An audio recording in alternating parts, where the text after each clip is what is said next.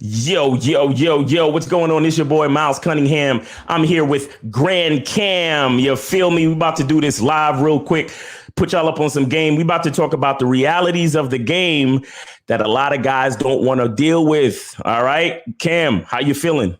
I'm feeling absolutely well, brother. It's a beautiful Tuesday morning in Los Angeles. I'm feeling absolutely great, and I'm happy to share the stage with you once again on your channel this time. Thank you for having Nice. me. Yo, I just want y'all to know that Cam was asking me about the lights that I have in the background and shit, and I was trying to explain it to him, but then he stunned it on me, and he was like, Google, turn on the purple lights in the background. I was like, oh shit, here you go. He was.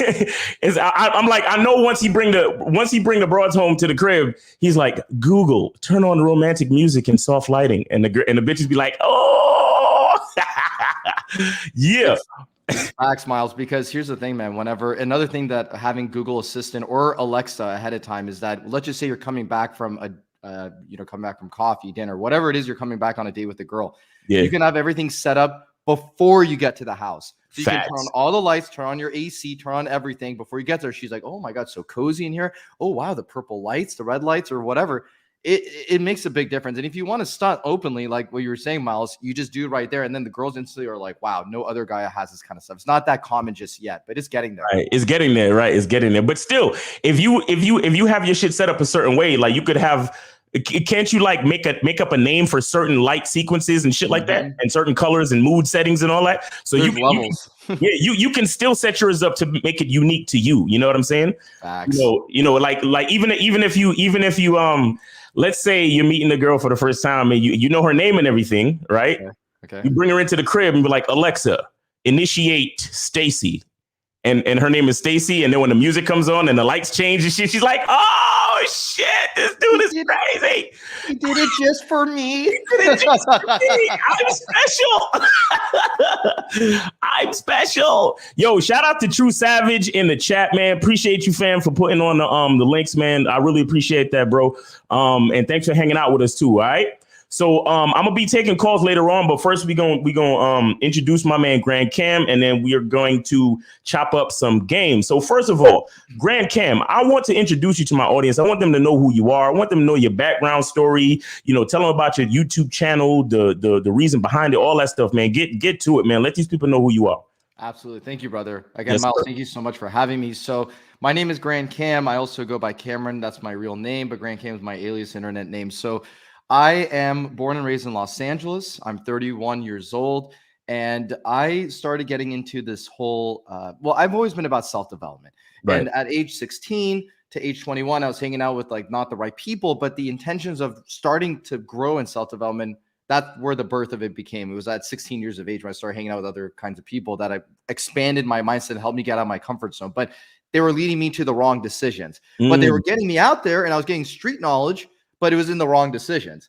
So I learned at the age of 21, I decided to turn my life around a complete 180 because I was going downhill, education-wise, everything. So then I got my act together. And then from that point on, from age 21 to age 31, which that's my age right now, I have grown tremendously over the years because I applied myself. I did multiple self-developments before I found Miles Cunningham, Lucario, C. Dean, 1950, K. Zaggins, EO, all those guys, right? So about a few years ago, that's why I just stumbled into the content, red pill, blue pill kind of stuff. And then when I got into it, then I found Modern Life Dating. And through Modern Life Dating, he introduced Mr. Lucario to me because he had him on Mr. Lucario on his program. And then from there, I was like listening to Mr. Lucario. I remember I was in the kitchen making food. And I'm like, who the hell is this guy talking? Like, who is this guy? This guy's so real and he's so smart. Yep. And then I looked at him like, damn, this is Mr. Lucario. And then through Mr. Lucario, I meet Miles Cunningham, 1950, EO, and all these other guys. And now I'm like going down the rabbit hole of learning more and more about guys.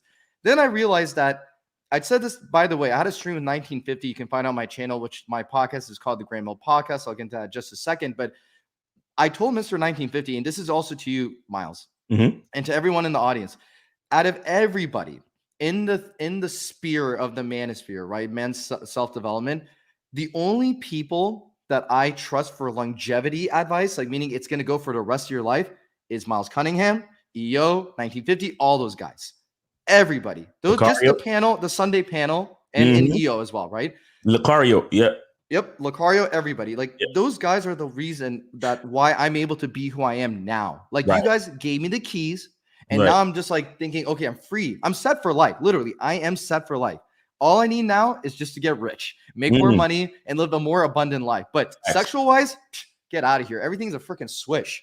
And again, I have to thank Miles, Lucario, EO, 1950, Steve Dedeen, all these guys for showing me what to do and how to think. That's why I love you guys so much. And that's why I say for longevity, listen to these guys. Don't listen to any of these other red pill content creators. These guys don't know jack shit. I mean, they have some merits, but not for longevity. Right. And then, you know, what prompted me to get into game? Well, what prompted me to get into game was okay, so I was always charming with women, but I was also very good boyish.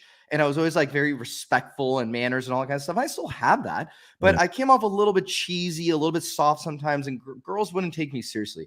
And when I got rejected I got flaked on for like not the last time, but it was the last straw for me. So it prompted me to go onto YouTube, one after another, led to these guys that I'm talking to right now. And what prompted me to start the channel was that once I realized that I had this level of self-development that I have reached, I thought to myself, okay, I have called into Lucario and Miles' show 50,000 times. I've called good calls too. Good calls every time. Thank you. Yeah. Thank you, brother. Thank you. Yeah. Every call I always felt like, damn, I feel like a new man. So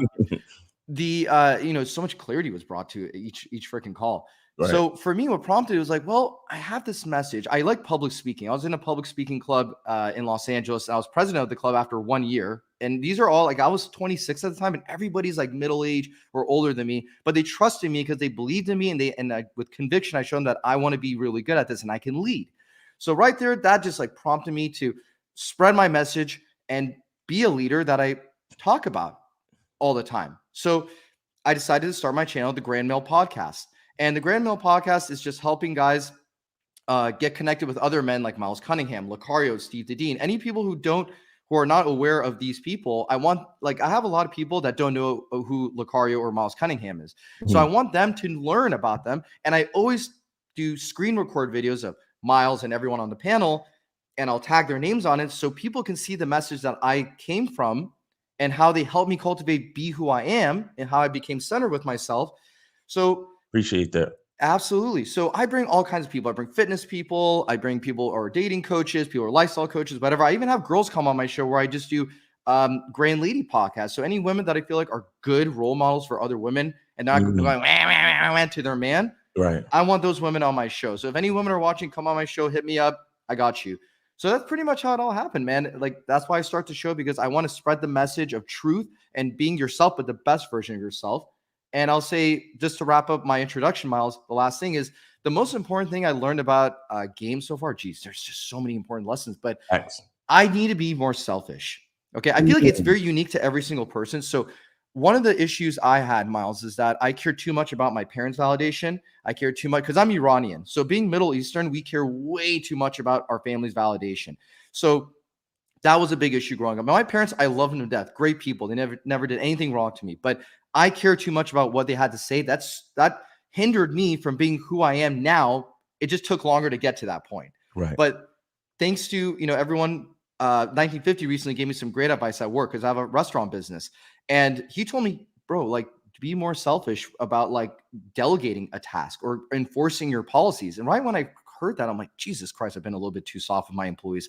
And not to be like, oh, you can't do anything. Not like that. I just need to be more, be more selfish. And again, this is my business. It's my money. I'm paying your checks. If you don't want to work for me, you don't have to work for me. And that applies for dating game too. Listen, you don't want to be on my team, right, Miles? You don't want to be on my team? Well, it's okay. There's a girl in line waiting right now, wants to hear all my jokes, wants to be led by me, and wants to be dominated sexually by me. Facts. Oh my God. Well, look, that's a beautiful story, man. That's a beautiful story, man. Like, seriously, because, and stories like yours are why I feel that, we do what we do and why we should do what we do. You understand? Because a lot of people see, and this is why I say that, like Lucario and I, for example, we're not necessarily YouTubers. Right. I feel that we have a message, and we use YouTube as a platform to get the message out. But if you look at the average YouTuber, the average YouTuber is trying to keep all the clicks to themselves and make their numbers go up, and do collaborations like this only for the single purpose of increasing their numbers, not because they actually want to crisscross the message. Half the time there is no real message. Right? They a lot of times they do the research, they find out what the average guy wants to hear, and then they drive that home, and they make and then they also add more fear and more coping to it, and then they call it something, and then they drive it in. You get what I'm saying? And then they go get as many collaborations as they can to increase the numbers, not to necessarily increase the consciousness. You understand what I'm saying? And that's why I appreciate guys like you, because, like you said, like you'll take clips and you'll put it on and you'll share the message, because it's about the message.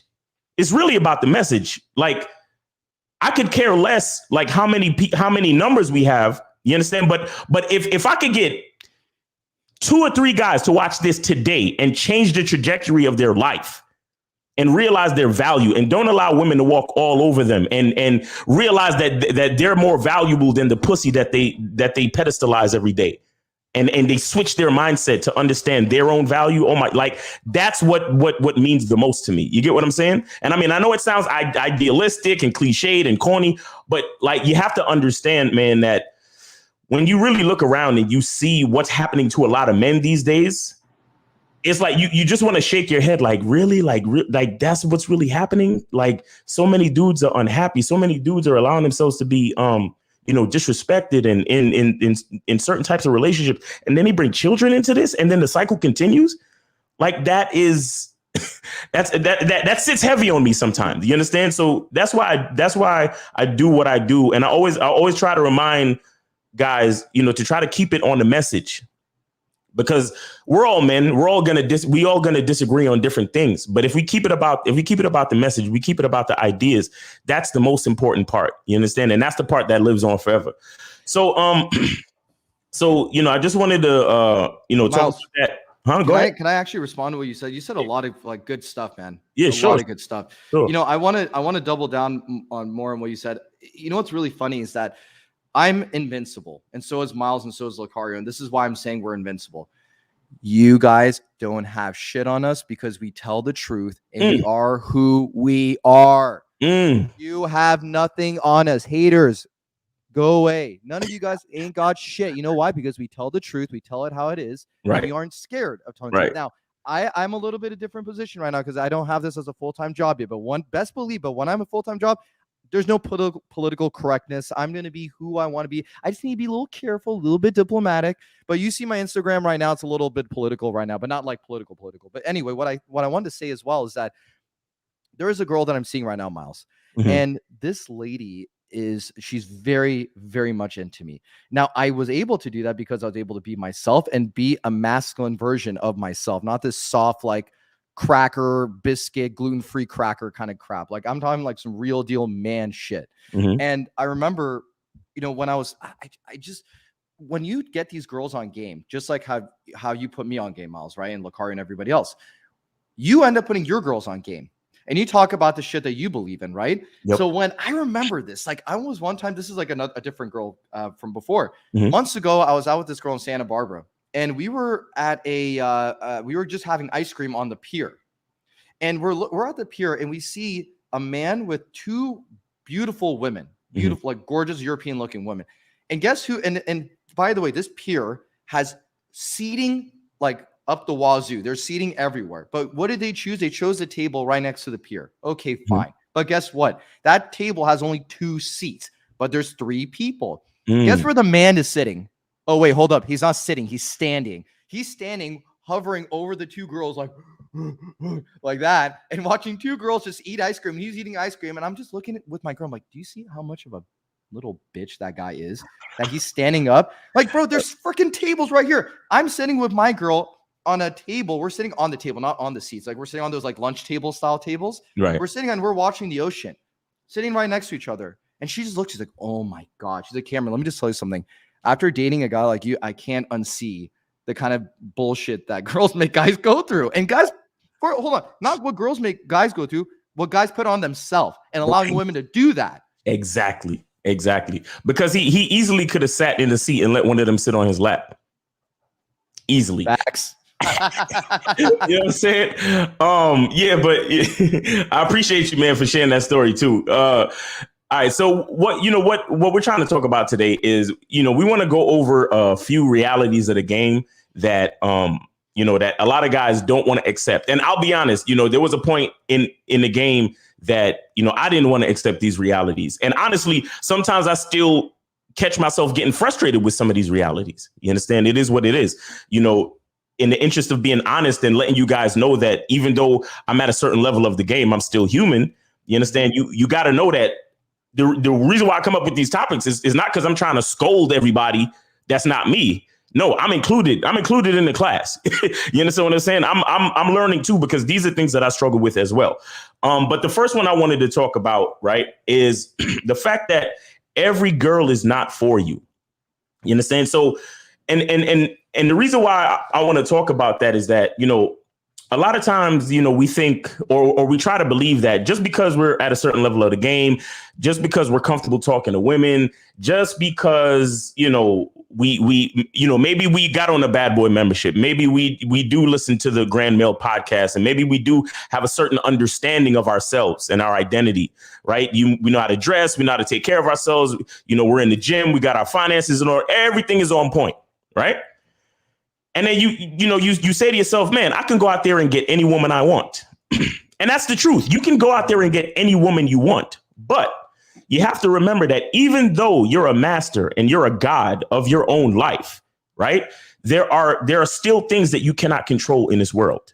You understand? So depending on the female that you walk up to, there is no 100% guarantee that you're going to get her. No matter how attractive she is, no matter how much game you spit, no matter how much you whispered in her ear, you said the right words, you flirted with her, you even made her pussy wet. She even told you, you're making my pussy so wet. I want to do something with you right now, but there's still a chance that you won't get the girl. Trust me, I've been there. I've been there. And Cam is shaking his head. And look, other than YouTube, I don't know this man, but why is he agreeing with me? You see what I'm saying? I never met him in person, but why is he agreeing with me? Because the game doesn't lie. The game understands what's going on before we even get there. The game is the truth, and the truth is undefeated. You understand? And the reason why I want to address this reality of the game is that a lot of guys, it's like, because, if we meet a girl and we feel that she's into us, it's like there's a point where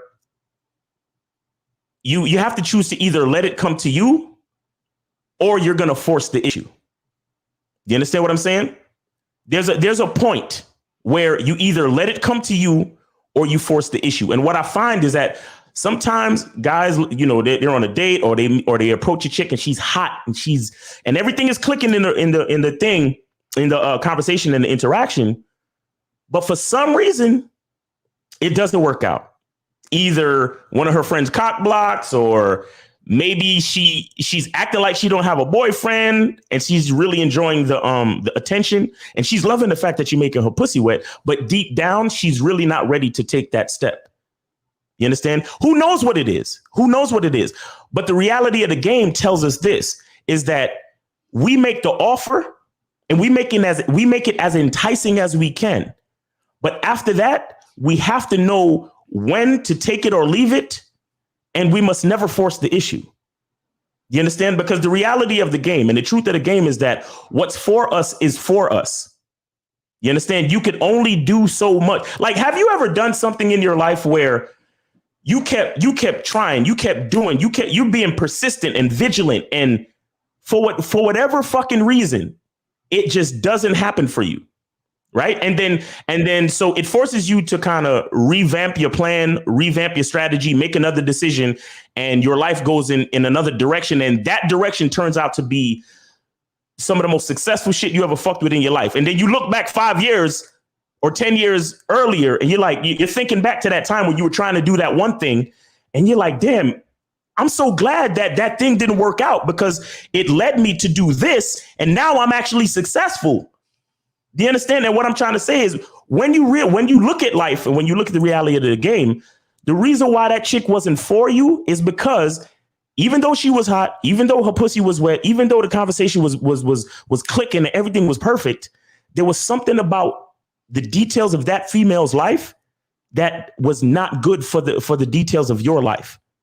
You understand? And at some point we must accept this and move on. You understand? But Cam, what are your thoughts on that? Yeah, Miles, it's funny because this is why you guys say that the game is not about women. The game is about you. Exactly. I want everyone in the audience really pay attention to this shit right here, because the game is about you, meaning that if you were given, let's not even talk about women in this instance. Like, let's talk about work opportunity. You applied for this company. You wanted this company so bad. You didn't get it, but you found another opportunity. And then you look back, like you said, Miles, you're like, wow, actually, if I had worked for Google, Google would not have been good. So the fact that I work for, I don't know, like Oracle makes more sense now and has way more benefits. And plus I met a cute girl at work, and, maybe we might actually go on a date tonight. Right. Absolutely. Cause I remember there's this one, there's two stories. So I was in Miami, about 3 months ago. And I remember there's this gorgeous, like white girl that I approached, and she was all into me. She was like, "Oh, hey, how are you?" And I did what I made my approach, and I started talking to her as smoothly as possible. And we were even holding like her hands are on my waist, and my hands are on her waist as well. And we're just kind of like talking to each other, looking very close. And I remember I started whispering in her ear, and I mentioned something about lingerie, because I said her outfit looked like a lingerie outfit. Like her top was like a lingerie top with like jeans at the bottom. And I looked at her, I'm like, damn, you look like a West Coast chick wearing something like that. Yeah. And she's like, oh, really? I'm like, yeah, that lingerie looks super sexy on you. Yeah, Miami's crazy. First of all, let's just be clear. Miami's fucking crazy, okay? What area were you in? Were you in Brickell, downtown? Where were you at? This is Brickell, and I just noticed that somebody commented about my volume. So guys, please let me know if my volume's too low. You sound perfect to me. But yeah, go ahead. Okay, sounds good. So thank you, Joggle Man Vibes, for calling that out. So yeah, anyway, I was saying when I whispered, she looked at me kind of like that, and she's like, that's nice of you, but just starts walking away. Right. And I'm like, listen, you heard me like milking you for about 1 to 2 minutes, and now all of a sudden, the moment I say the word lingerie, you're kind of like that. Yeah. Come on. But that you know what that meant? That meant that like this girl was just not for me. That's all it is. The universe is saying like, hey, this girl is not for you. That's fine. Exactly. And I'm trying to remember the second story that I have. But here's the thing: all the girls that I have dated so far, there's one girl again I have my eyes on, and she's very very Team Cameron, Team Grand Cam.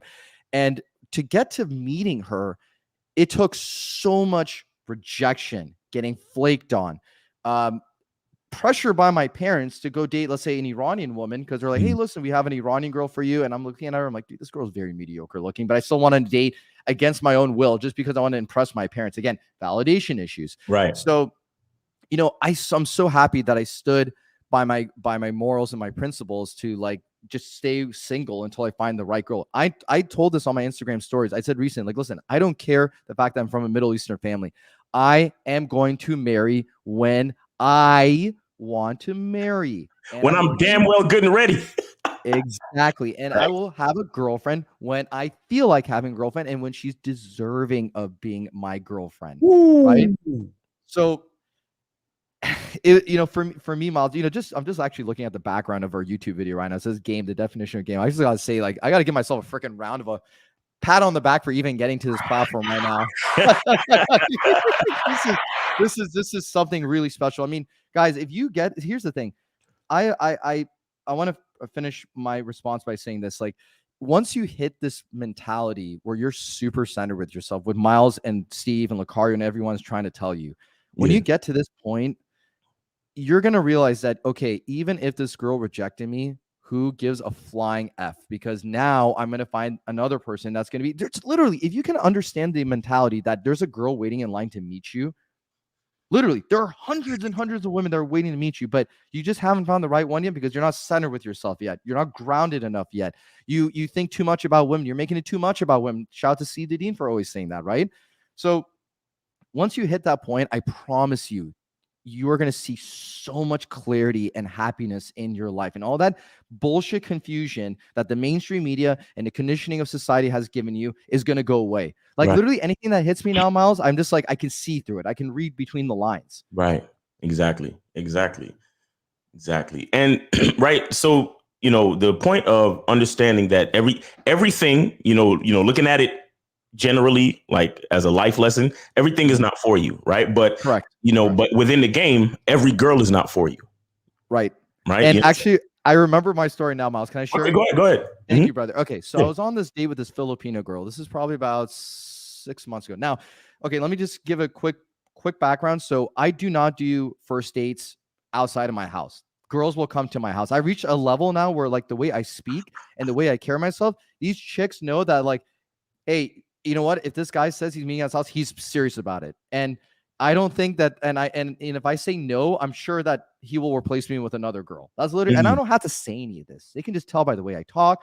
And again, it's not like, if you don't come to my house, then you're a loser. I'm not saying that. I'm just saying, listen, hey, come over to my house. This is the plan. And they're like, wow, so firm, so assertive, so confident, so direct. But you know what? It's not for me. Great. Just like what Miles said, it's okay. You know, you can go find another guy who's suitable for you. That's fine. There's a girl for every single guy in this world. Right. So I'm on the date with this Filipino girl. This is 6 months ago. I used to take girls on coffee dates. No dinner dates, no high investment shit. I'm talking about low investment so I can find out if you're really on my team. Exactly. I want to know. And if you're not on my team within the first 30 minutes, like if I can feel you're just being awkward and being weird, you know, again, why were you wasting my time? Go talk to another guy that's into you. So I remember this Filipino girl about 45 minutes in, I asked her, like, I try to like, you know, just playfully touch her, put my hand on her leg and that kind of stuff. Let her know like, hey, I'm here for you for not just, you know, friendly chit chat. Like I'm not here to, you know, paint nails with you and talk about boys. I'm here to talk to you like a man because I'm sexually interested in you. Exactly. And then it got to the point where, again, playfully touching her and she was like accepting it. Guys, this is important. Just because you playfully touch a girl doesn't mean she's down for you. Doesn't mean she'll sexually let you touch her like down there at the box. Okay. So I'm thinking like the average guy's thinking, oh yeah, just a hand on her leg. Oh, dude, she likes me. She wants me to, you know, bone her so bad at the house. So then I told her, and I gave her another compliance test. I said, all right, well, whatever her name was, let's say Tracy. I'm like, hey, Tracy, come sit closer next to me. And she goes, no, I'm okay over here. And I look at her I'm like, you know what? This date's going to end right now. I want to say thank you for coming and looking very beautiful. You look great tonight, but you're not for me. And she was shocked. She's like, excuse me? I'm like, yeah, you heard what I said. Listen, I asked you to come sit next to me. You're not being like, I can't even like be playful with you. I can't even flirt with you like the way I want to be. You're not letting me be who I want to be. And the fact that you're not like that, we're not compatible. Facts. And I got up and she's like still sitting there shocked. And I looked at her, I'm like, am I the first guy that's ever walked out on a date from you? And she's like, yes. And I said, listen, you know why? Because you're freaking hot. You're, to me, out of 10, I give you an 8 out of 10, which is a good rating, by the way. Right, and I could even make you, I said, listen, I could make you a 9, but I don't think you're ready for a guy like me. And the thing is that there are other men out there that wait, come back. Rewind. What'd you say? I think I could what? I could make you a 9, baby girl, but you ain't ready for this game and you ain't ready for Grand Cam. You're not compatible for me. That's fine. Go find another dude who's going to make you from an 8 to a 7 to a 6 to a 5, not through your body, but up here. Up here, you're going to be like, oh, why is this guy so annoying? Yo, that's straight pimp shit, nigga. That's pimp shit. He said, baby girl, you're not ready for this type of game, baby. You are 8 right now. I could make you a 9, but you're not acting right. So I'm gonna have to leave you at the 7. Okay, baby. Come on, man. Where's your goddamn boundaries? Jesus Christ. There's so many men out here that don't have freaking boundaries. And thanks again, Miles Lucario. I'm going to keep praising when I need to praise. But these are the guys that told me about freaking boundaries. And then I realized, like, holy shit, just because this girl's hot, I can do these. I doesn't mean I can't do certain things. No, screw that. These girls are just human beings. I have an Instagram reel on my profile. So if you go to my Instagram profile, it's the Grand Cam, and you go to my reel section, there's a girl who is actually Mr. Bean's daughter. Remember Mr. Bean, the actor, right? The comedian? Yeah. Okay. His daughter is actually like, you know, when she wears makeup and everything, in my opinion, she looks really good. But when natural looking, you know, she has the Mr. Bean eyes and stuff. So it's kind of like, I don't know about that. Right. But she's, you know, she just looks like a sweet little girl. And, you know, she looked very, very young. I think she's like in her 20s or something like that. And this girl is huge on TikTok. And I have this video where she does a transformation. There's a lot of transformation videos because I guess like she's trying to say, hey, this is how I look like when I'm natural, but this is how I look like when I'm all dolled up. Right. And I say, you guys are worried about being judged by a woman like that who puts on makeup like that? Are you freaking kidding me? Right. You're worried about living your life. You're worried about being a man of your boundaries and your standards just because a girl is freaking hot? Get out of here with that shit. Come on, be in reality. This is not objectivism. Right. You're living in La La Land. Facts, bro. Yo, it happens so many times, man. Every girl is just not for you. Like even like I said, on the date, good conversation. Like I've shared this story. You probably heard me share it, where I told a girl to sit in a certain chair and she was bad, just like I like them too. She looked like if the chick I'm talking about, she looked like if Serena Williams was more like a female. That's how sexy this girl was. She was a darker skinned Serena Williams with long black hair and the same body type, like titties, ass, legs, all that. But I needed her to sit in that chair. And she was like, nah. And I was like, well, the date is over. Take it easy. You know what I'm saying? And you good with it because you still gave it a pimp speech and shit. I just said good night. Like, I just said have a good night and just walked away. You know what I'm saying? And I was already in a cigar bar, so I went and got a cigar, a shot of cognac, and then I went and watched the game. Like I'm like, you know what I'm saying? And again, making a game about yourself, putting yourself in places where you're already comfortable. Mm-hmm. I said Serena or Venus. These niggas in the chat fucking me up. Anyway, but Serena though, thick, beautiful chick. But anyway, so that point about every girl is not for you brings me to the next reality of the game. That it's a numbers game, right? It's a numbers game. So we have to put in the work. You understand? We have to put in the work. Like, I talk about stories, like all these different famous people who have heard no so many times, have even somebody like Jeff Bezos, like, nobody thought he can do what he's doing now. The only person that actually believed in him was his wife. They started from the garage, you know what I'm saying? The guy who started FedEx, this is a story that was told to me by my economics teacher when I was going to college. I don't know how true it is, but he told the story to the class. He said FedEx was an idea created from an assignment in an economics class. And the student, whoever is the CEO of FedEx now or whatever, brought the idea to the teacher. Was like, yo, I have this idea where you can get your package in 1 to 2 days after you mail it. You know what I'm saying? And you pay extra money to beat out the post office, and you could get your shit the next day overnight. You know what I'm saying? And the teacher looked at the student, was like, fuck out of here. Like, there's no way, that's not possible. You're dreaming. You're an idiot. You get an F, or you gave him a D or some shit. You understand? So the economics teacher was trying to make a point about, like, having innovative ideas and being willing to hear no. Right. And that's what, that's the type of things I talk about, where it's like, we have to put in the work, right? We have to put in the work to find the circumstances that will help us fulfill our purpose. And if you've searched high and low and you can't find the circumstances to complete your purpose, then you have to create them. You understand? And see, that's dealing with life. But as far as women are concerned, right?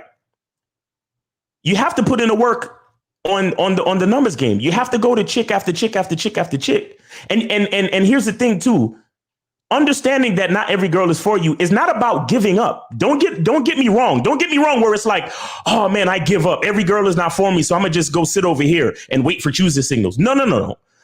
What I mean when I say every girl is not for you, you is the operative word, meaning that when you understand who you are, that's when you understand the requirements that you have for the female. Just like how Cam was on a date with the chick and he wanted to be flirty and touchy with the girl because that's a part of who he is. That's how he conducts himself when he's on his dates with a girl. She wasn't with that. So Cam was like, well, this is where the reality came in for him. Look, this girl is not for me. Do you understand?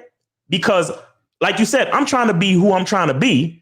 And you're literally standing in the way of that. Even though you're cute, even though you're hot, even though we're on this date and everything is all cool, I'm not willing to compromise who I am as a man to continue to sit here just to not be who the fuck I am. You understand what I'm saying? And then I'm gonna give you the pimp speech and let you know could have turned you into a 9, but you're gonna have to be a eternal 7 for the rest of your fucking life because you're whack.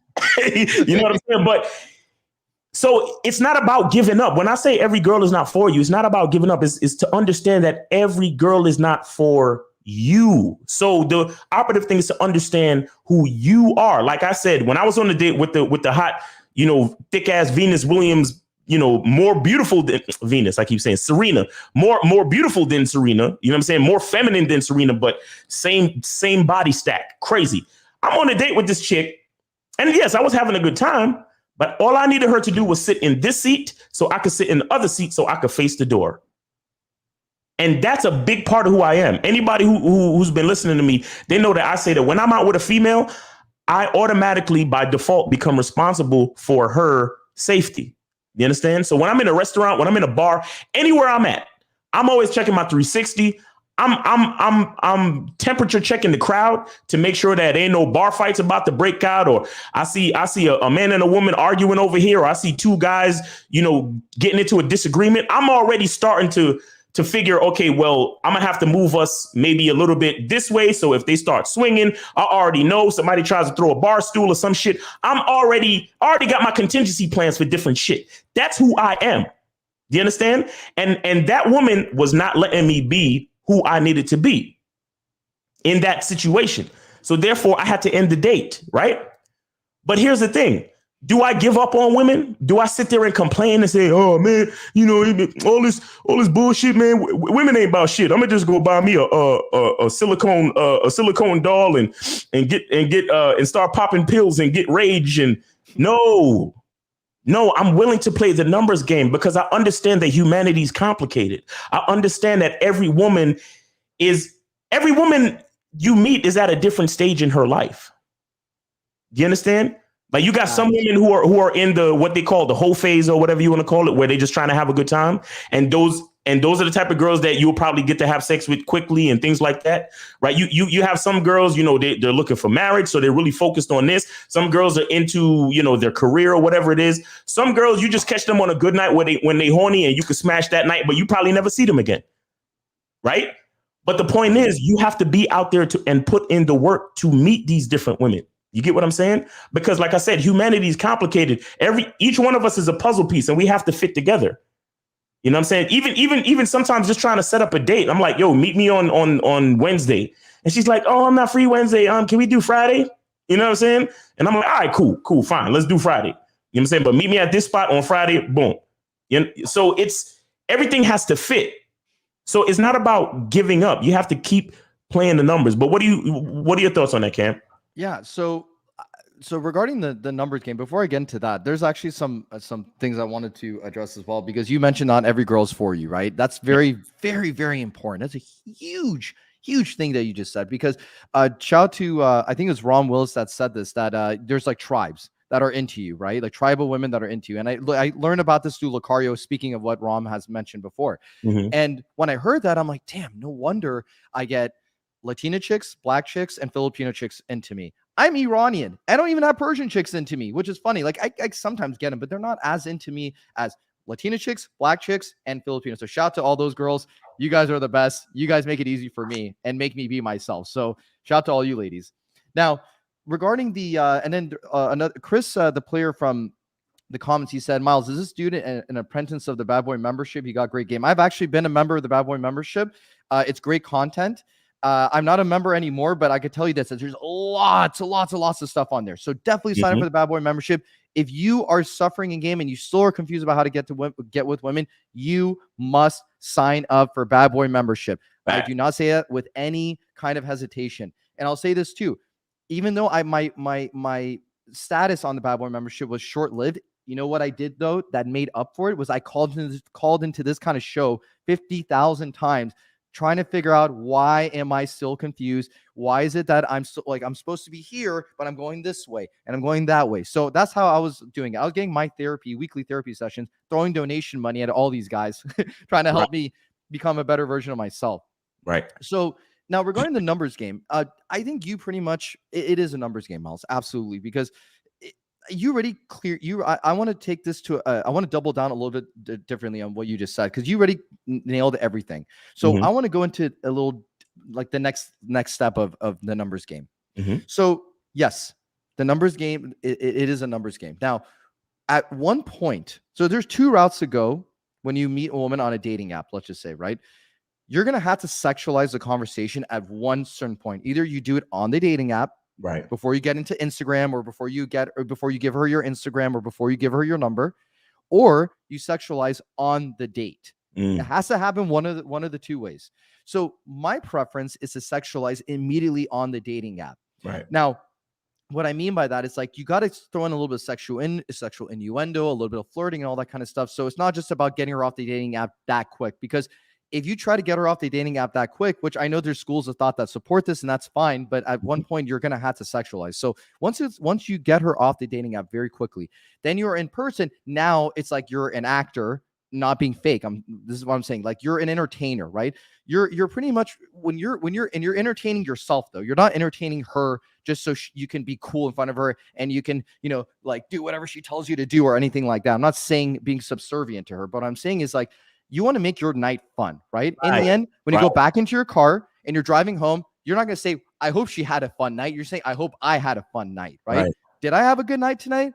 Okay, cool. I had a fun night, but I wonder did she have a fun night, right? You put yourself first. So for me, I like to spend more time on a dating app, making sure that before I even give her my Instagram, before she's even deserving of my contact, I want to make sure you're on my team. So what does that do? Here's the thing about the numbers game. If you don't sexualize in the beginning, the drawback of not sexualizing in the beginning on the dating app or on the FaceTime or whatever is that the flake rate might be a little bit higher because you have not sexualized in the beginning. So she might be, oh yeah, sounds good, plans sound good, but then on the day she's like, hey, sorry, I can't make it or whatever, right? That, I feel like, is a cure to the flaking epidemic of these women that are just flaking on the day of or the night before. So if you sexualize in the beginning, you're talking about TNA. You're talking about what you want to do to her, dominating her, all that kind of stuff, and her being your little submissive, like, mamacita. If you're talking to that kind of stuff on the dating app, best believe when you give her your IG and then you talk to her on IG, then she's like, damn, this guy's a freaking stud. Not only is he sexualizing, making me feel wet down there, he's also a stud on Instagram. Boom. Why the hell would I want to flake on a guy like that? Right. So then the day comes and it's already expected. She is probably going to give you the P. She's probably going to let you go down there, eat her out, do whatever the hell you want to do with her because you guys already talked about it before. So when you're on the date, it's almost like it's easy street. It's kind of like, all right, listen, you know what's going to happen. Let's just give you a little this bullshit, alcoholic drink because you just need it just so you don't look like a slut. Right. You drink this alcohol and now you're set. So that's my version of the numbers game is that, again, guys, like, yes, keep going until you find a girl that's team. I'm going to say, shout some guys on the chat right now, team true savage. If this girl is not team true savage, if she's not down for your cause, if she's not being compliant and doing everything you want her to do, and I'm not saying these girls are slaves to you. I'm not saying that. So chill out, YouTube, on this. What I'm saying is that she needs to be part of your team, supporting you, nurturing you, caring for you. Because Miles, I remember you said this one time that was super important. I learned this directly from you. I have a restaurant business. Sometimes I get calls. Okay. I get calls and I'm thinking to myself, shit, well, I'm already with my girlfriend or I'm already with my date. What the hell do I do? How about you come with me to my delivery? You sit in my car, wait for me. Okay. And then you come with me. You just support me while we're driving around doing a delivery. That's it. Doing a food delivery to an office building. Hey, you know what? Actually, come help me. I want to show you what I do. Yeah. See, this is so important, Miles.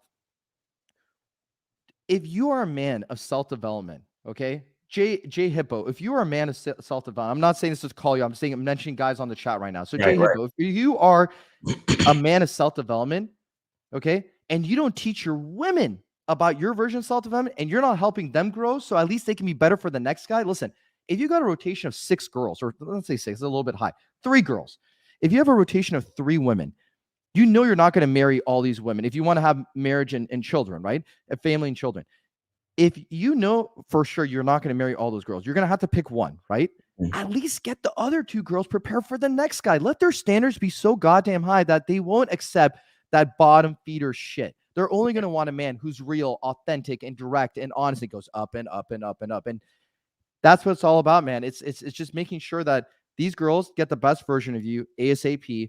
And whatever you go through the numbers game, just don't settle. Like, do not settle for a girl. You only choose a girl that you're going to upgrade. And with your paths of self-development, she is going to get to your level too. Thanks to your coaching, thanks to your training, and thanks to your leadership and guidance. Facts. And that brings me perfectly to the next point, which is another reality of the game that men have to deal with, is that no girl is special. Yup. No female is special. You have to, like, this is something that has to be understood. Like, look, I get it, man. I get it. Looking at a female visually, it's ridiculous. Like, these girls are beautiful. You understand? Like, shit, man. I was in the mall with my chick the other day, and I saw this joint. I had to show my chick, like, yo, look at her. Oh yeah, look at her. And even my girl was like, damn, you're right. She do look good. She's very regal. She walks so proper. Like, she had this, like, she looked like one of them debutante type chicks, but she was only wearing sweatpants and a t-shirt though. Oof. Thick as all get out. And I'm telling my girl, I'm like, look at her. And my girl is like, damn, I'll look at her. You understand? Because me, I don't have those type of problems like the average man has, where he sees a woman on the street and he can't look. You understand? I look all day. And if I see something special, I tell my girl, yo, look, yo, that bitch is bad. And my chick be like, yo, you right. She is. Like, she got a crazy ass. She's really pretty, blah, blah, blah. Whatever. You understand? But we have to understand that when we're on the path to become the highest version of ourselves, when we're on the path to really improve and get in touch with our power and our value, we have to understand that not very much of it is physical. Do you understand? Not very much of it is physical. Most of it is actually spiritual and very energetic. You understand? And for that same reason, we can't be fooled by the physical attributes of a female. Even though it's very enticing, it's genetically, it's what actually makes the world go round. You understand? We see a woman looking good. We want to have sex with her because naturally we're designed that way for procreation, to keep this thing going. You understand? But at this point in the game, we have to come back to reasoning. We have to come back to the reason why we're doing anything that we're doing. You understand? And we're not doing it to procreate directly. Like, we are, but we're not. At first, before I even bestow the privilege of procreation onto a female, she has to be what I need her to be. So just like what you was just saying, that a woman, when we find a woman, we want to make her better for the next guy. We want to, by being the highest version of ourselves, we can help her become the highest version of herself. But the highest version of herself is symbiotic with the highest version of us. A woman is not special until she has found the man to attach herself to. We have to understand this. It's the reason why it's the reason why women and children are precious and men are expendable. A lot of people think that men being expendable means men are not special. It's actually the opposite. The reason why we are expendable is what makes us special. Women and children need to be protected because they're not special. You get what I'm saying? Women and children need to be protected because they're not special, because we're the ones who create the world that that makes their protection even possible. Yep. It takes a special person to protect these people too. How about that? Women and special children, person to do that. Women and children don't create structures to protect anything. They are the protected.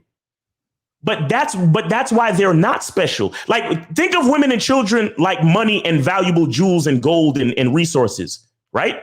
Until you find a purpose and you place a value on a natural resource, it's not actually special. Like, look, there were times in history where African people, they're literally sitting on diamond and gold mines and shit. And they're wearing it like jewelry and they're throwing it around, and it's not important to them because it's a natural resource that comes out of the ground naturally. You understand? It wasn't until somebody realized the value of it, the white European pioneers and travelers and colonizers, all those colonizers and stuff. Yeah. They placed a value on these resources, and they realized that they could use these resources to create more civilization. But that's because they had that mentality. They had that state of mind. You get what I'm saying? Yep. So that's why now we protect these resources, because we've placed value on them. We put our money in the bank. But is money in and of itself special? No. Because money's money. We can make more money. You get what I'm saying? Money is diamonds. I don't know if anybody even noticed, right? But the main reason why diamonds are actually even valuable, or as valuable as they are, why you have to pay so much for a real diamond necklace, is not because there's not enough diamonds to go around. There's actually enough diamonds in the ground somewhere in Africa that we can give everybody diamonds, and diamonds will probably be worth like $5 per. You understand? But it's really because they keep them locked up in a vault. Like companies like De Beers and other diamond companies, they keep these shits under lock and key to create higher demand, and they basically fake low supply. That's what they do. But again, that's because of the design of man. We place the value on the resources. Women and children are resources. That's why we protect them, not because they're not expendable. Right? Mm-hmm. Men are expendable only because we're the ones who make the change. In a war, we have to go out and die and bring waves of more men. You understand? To actually win the war. We're the ones that make the change. And after we win the war, what do? We create the structures of protection. And then we bring in the resources, the women and the children. And these resources are ours to place value on and to use to enhance our existence as men. You get what I'm saying? So we have to remember. So coming back to my point, I went far, but that's fine. I love your deep philosophical talks, man. That's why I like you a lot, man. You're good. Appreciate it. So coming back to my point, no woman is special. I mean, it goes back to something that I always say. I know it sounds crass and I know it sounds horrible, but women know they ain't shit, right? But the reason why I say that is that women know they ain't shit until they become something valuable to you, the man. That's why. Look, I watched a video the other day. There's this chick. She's this like coach. She used to be a stripper. She's now like a multi-millionaire and all this shit. And there was a video of her meditating. And at the end of the video, this chick started crying.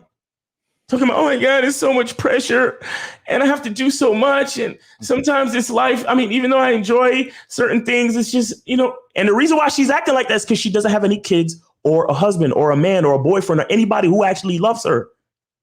Do you understand? Yep. As men, we embrace those pressures because we know we have to produce to keep this world going, to create those structures, to protect our women and children. That's what a man does. And a man, truthfully, is willing to die to protect his women and children. He's willing to die to protect his legacy. He's willing to die to protect his purpose. You understand? And his purpose is the highest version of himself. And as he raises the highest version of himself, he's also raising the highest version of his woman and the next generation. That's what you guys got to understand how deep it is when you're actually, on a quest of self-improvement. You think it's just for you? You really think it's just for you? You think I study and I read and I watch videos and I look up philosophical thoughts and ideas and I come on here and I talk this shit just for me? No, I'm doing it for the fucking 15 and 16-year-old who might listen to this video, who needs to set a meaningful trajectory for the rest of their life. And then when they have kids, they'll be like, hey, man, this one time this dude, Miles Cunningham, said, you need to value yourself, son. Dad, what does that mean? Value myself. But again, these lessons have to be taught and carried on from generation to generation. I'm not doing this just for me. Cam is not doing this just for him. Just like Cam said, he says he met Lucario and Miles through dating. Modern life dating. Modern life dating is how I met him. Yeah. Right. Modern life dating. And then he makes his videos for one of the main reasons is to spread the message. So we're not doing this just for ourselves. We're doing this because this is a message that needs to be put out. So again, the ones who are really special is us, men. You understand? We have to protect the women and children, because if they were actually special, if they actually had value before we placed it on them, they would already be protecting themselves. But they're not, and they don't, because that's not a part of what they're naturally placed here to do. Women and children are naturally placed here to enhance our existence, men. Jeez. That's why we come first. We come first in the procreation process. That's how you know what I'm saying is true. I don't give a fuck what society says. I don't care what SJW say. And I'm not here downplaying the value of women. We work together to make something happen. But what I'm saying is, in the process of procreation, what needs to happen first?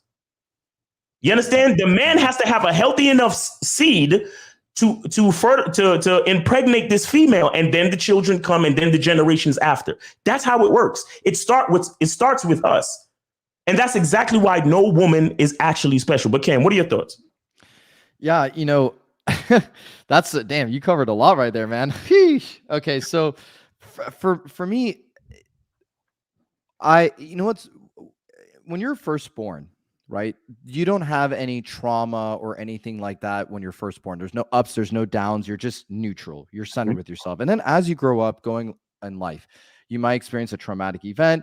You might experience like a high, a low, or whatever. And then you're like literally all over the place. You're not centered with yourself. So that's when you need a guy like Miles or Lucario to like put you right back in the middle, how you started. Now, if you guys remember this, OnlyFans, they at one point decided to let go of all the adult content, right? But then they brought it back again.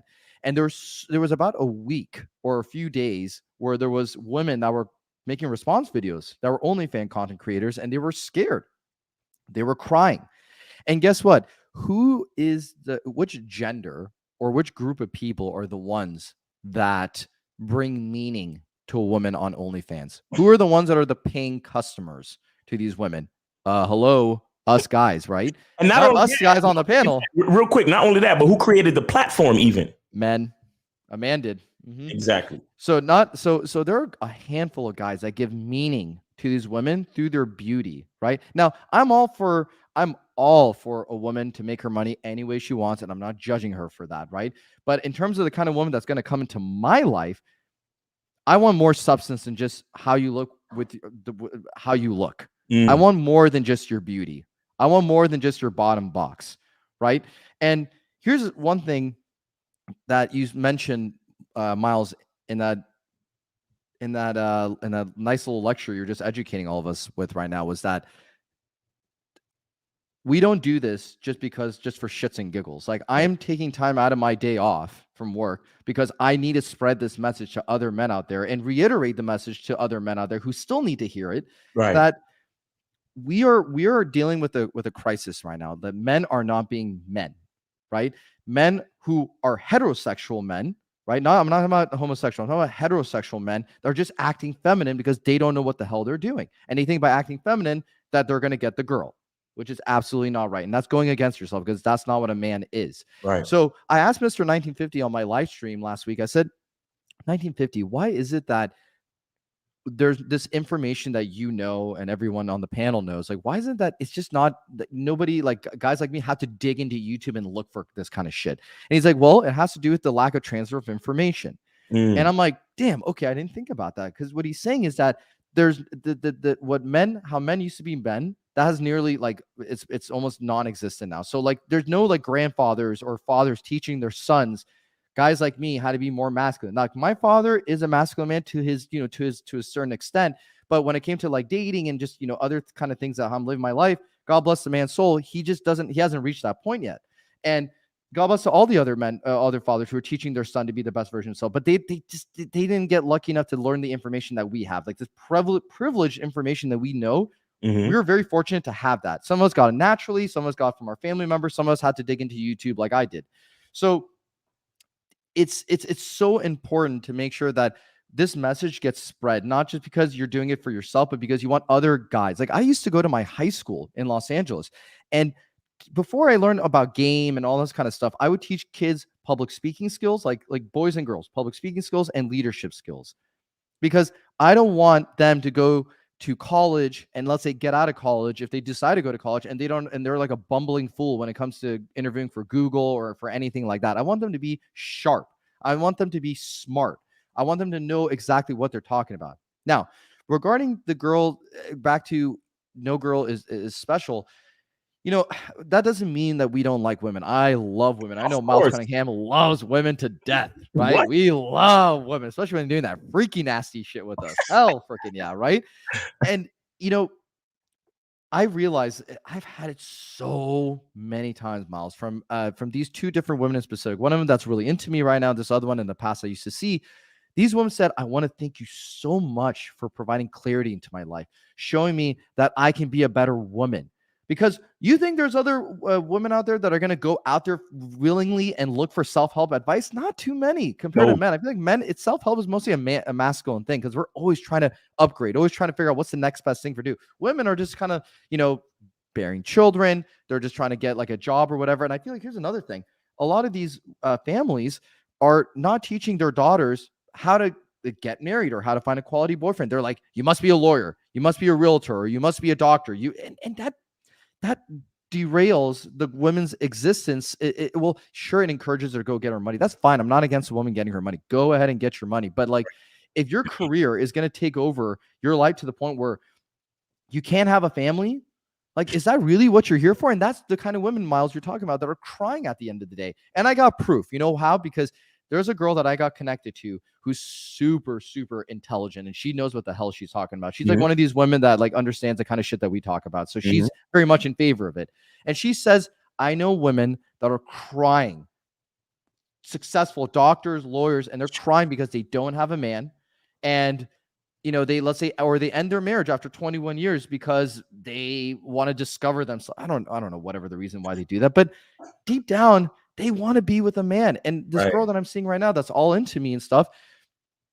She says, this is what she says. And to the chat, I'm not joking. This is not exaggeration. She literally has said this. When you penetrate me, my skin glows. Who the hell can do that? Men. She said, my skin glows. I feel like I'm more complete. The way you penetrate me and the way I look at your genital, I literally, and I look at it, it's beautiful. You make me feel so complete. You make me feel like there's hope in this world. No one is going to teach you this shit besides guys like us, guys with game. Only guys with game understand this shit. So if you can penetrate her really well, and shame on you as anyone in this chat or anybody in this lifetime as a man, if you're a man of self-development, if you're not putting your girl on game, shame on you. Shame on you for not making her better. You know why she yells at you and why she thinks like you're just a loser and why she feels unconnected or disconnected from you and why she feels she can't be part of your circle? Because your dumbass is not making her better. You got to make these girls better than just penetration and everything. But guess what? You couple good sex with making her a better human being and let her be part of your team. So when you're at work, she drives with you. When you're telling her to go run an errand for you because it's going to make your life better, and then you say, "Hey, honey, while you were getting me coffee, let me show you what I did." See those numbers right there? See those financial projections? This is what it can look like if I hit 100,000 YouTube subscriber counts. And she's just like, oh, damn, that's crazy. And she's like, you know what? I actually know a guy who has over 100 plus. Can I introduce him to you? Goddamn right, you can introduce him to me. Let him know, give him my contacts. Exactly. You see that? Like, you see, and that's the thing where no girl is special. No girl is special. And not to say that women are not special. Right. But the reason why they're not special is because you haven't imparted your game. You haven't imparted your manhood, your leadership. You understand? You haven't imparted the highest version of yourself into their life. You understand? And listen, not every woman is ready, and not every woman is deserving of the highest version of you in her life, which is why we go back to the first rule, which is not every woman is for you.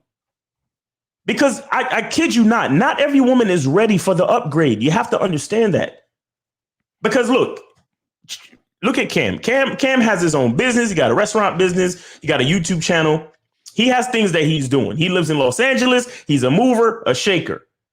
You have some women, all they probably want to do is stay at home, smoke weed, and watch Netflix. Cam is like, look, I gotta get up. I probably gotta check inventory for my restaurant. I got to work out. I got to come up with ideas for my Instagram. I got to come up with ideas for my YouTube channel. I got shit to do. I got to spend time with my girl. I got to There's things that I have to do. It's some women that are not ready for that. They're not ready for it to have a guy that's busy, for to have a guy that's making money, for a guy that has standards even. Like, yo, there's some chicks out there that, you know, you're like, well, you know, I'm the type of guy, you know, every day I go for a 2-mile walk. Every day I go for a 3-mile walk. And the chick is looking at them like, I don't even, the only walking I do is to go downstairs to get coffee. And then I come back upstairs and I just watch Netflix all day. You understand? Like, because and then when you say to them, well, if you with me, this is what we're gonna have to do. We're gonna have to walk, we're gonna have to read, we're gonna have to come up with ideas and make money, we're gonna travel. I don't want to do all that. I just want to hang out. You know, I just want to smoke weed with my friends and just some chicks are not, and you're looking at her like, damn, this bitch is bad.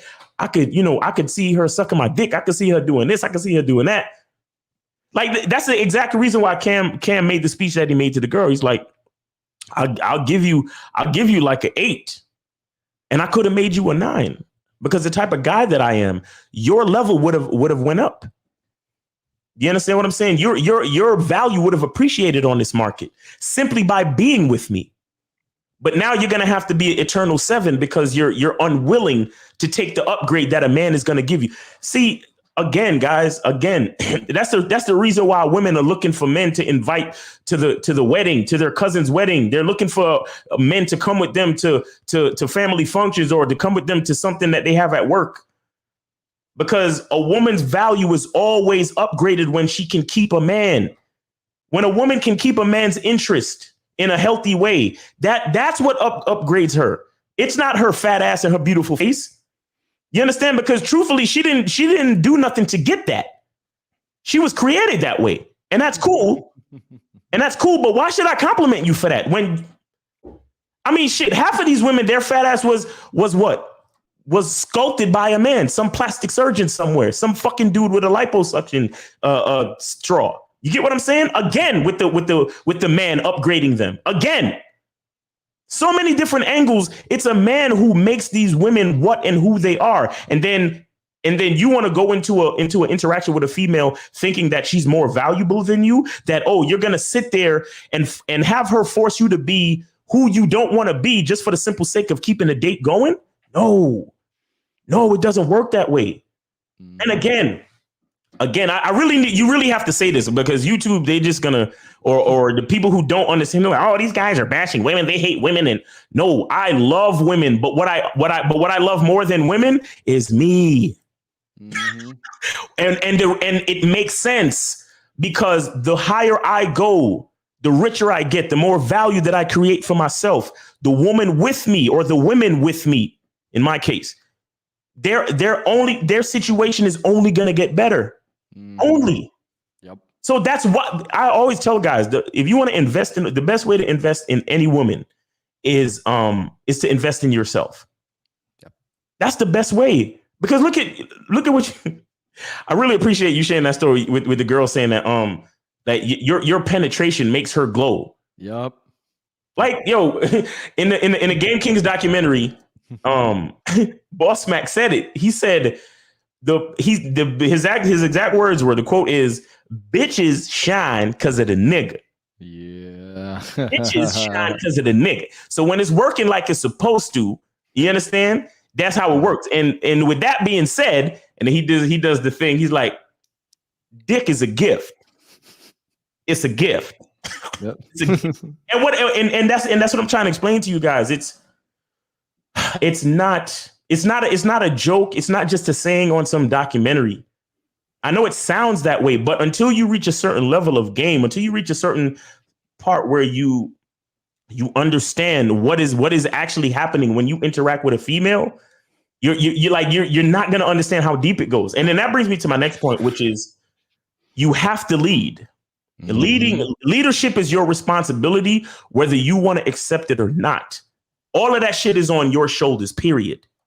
Facts. All of it. Notice, you want to go to OnlyFans. Notice when the people who run OnlyFans said that they wanted to ban pornographic shit, these bitches started crying. Mm-hmm.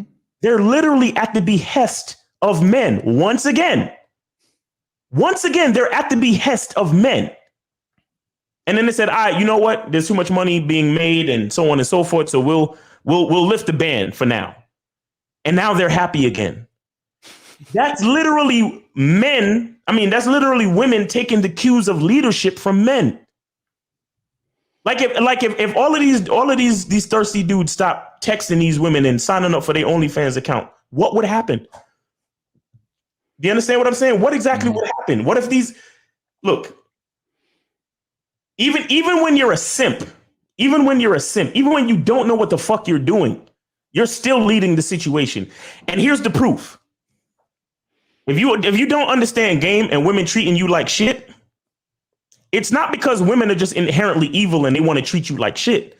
It's because you don't understand game and you give them permission to treat you like you literally tell them, hey, treat me like shit because I already have you on a pedestal. I have you up here. I'm already letting you know that you're more valuable than me. So when I say to a person, any other person, man or woman, hey, you're more valuable than me. What essentially am I saying? I'm saying you have permission to treat me like shit. You have permission to treat me like I'm a piece of dirt on your boot heel.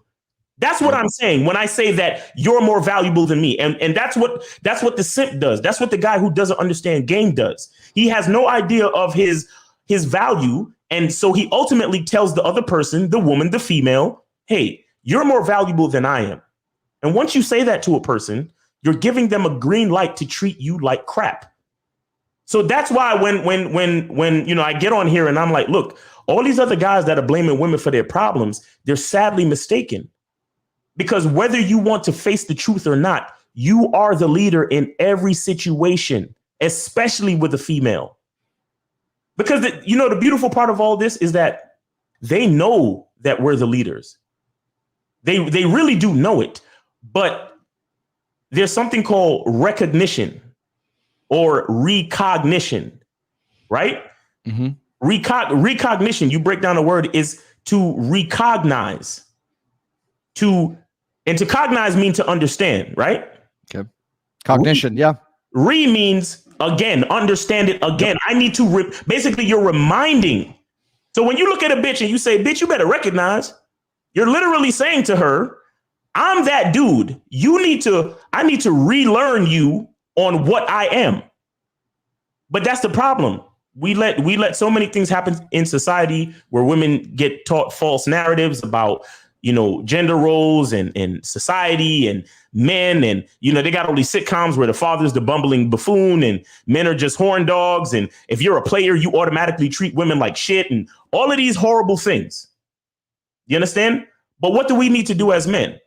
We need to lead. We need to show women that all that bullshit on social media and in sitcoms and TV and all that shit, that's just the media's narrative. But you're dealing with a man in real life now.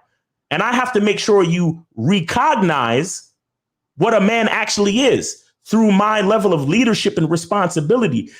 Again, whether you understand game 90 seconds or you're a simp who doesn't understand game, you're always leading and a woman is always following your lead. So when a woman ends up treating you like shit, it's because of your lack of leadership.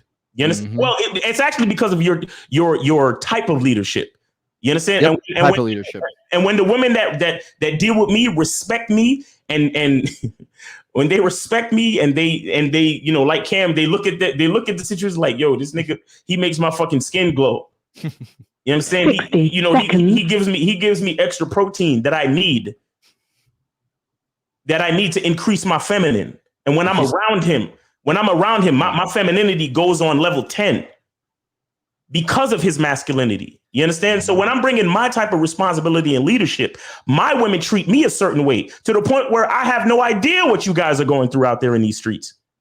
I have no idea because I get treated like a king. Why? Because I behave as such.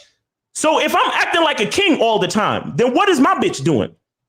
She's acting like a queen. Mm-hmm. She's carrying herself with self-respect and she understands whose team she's on.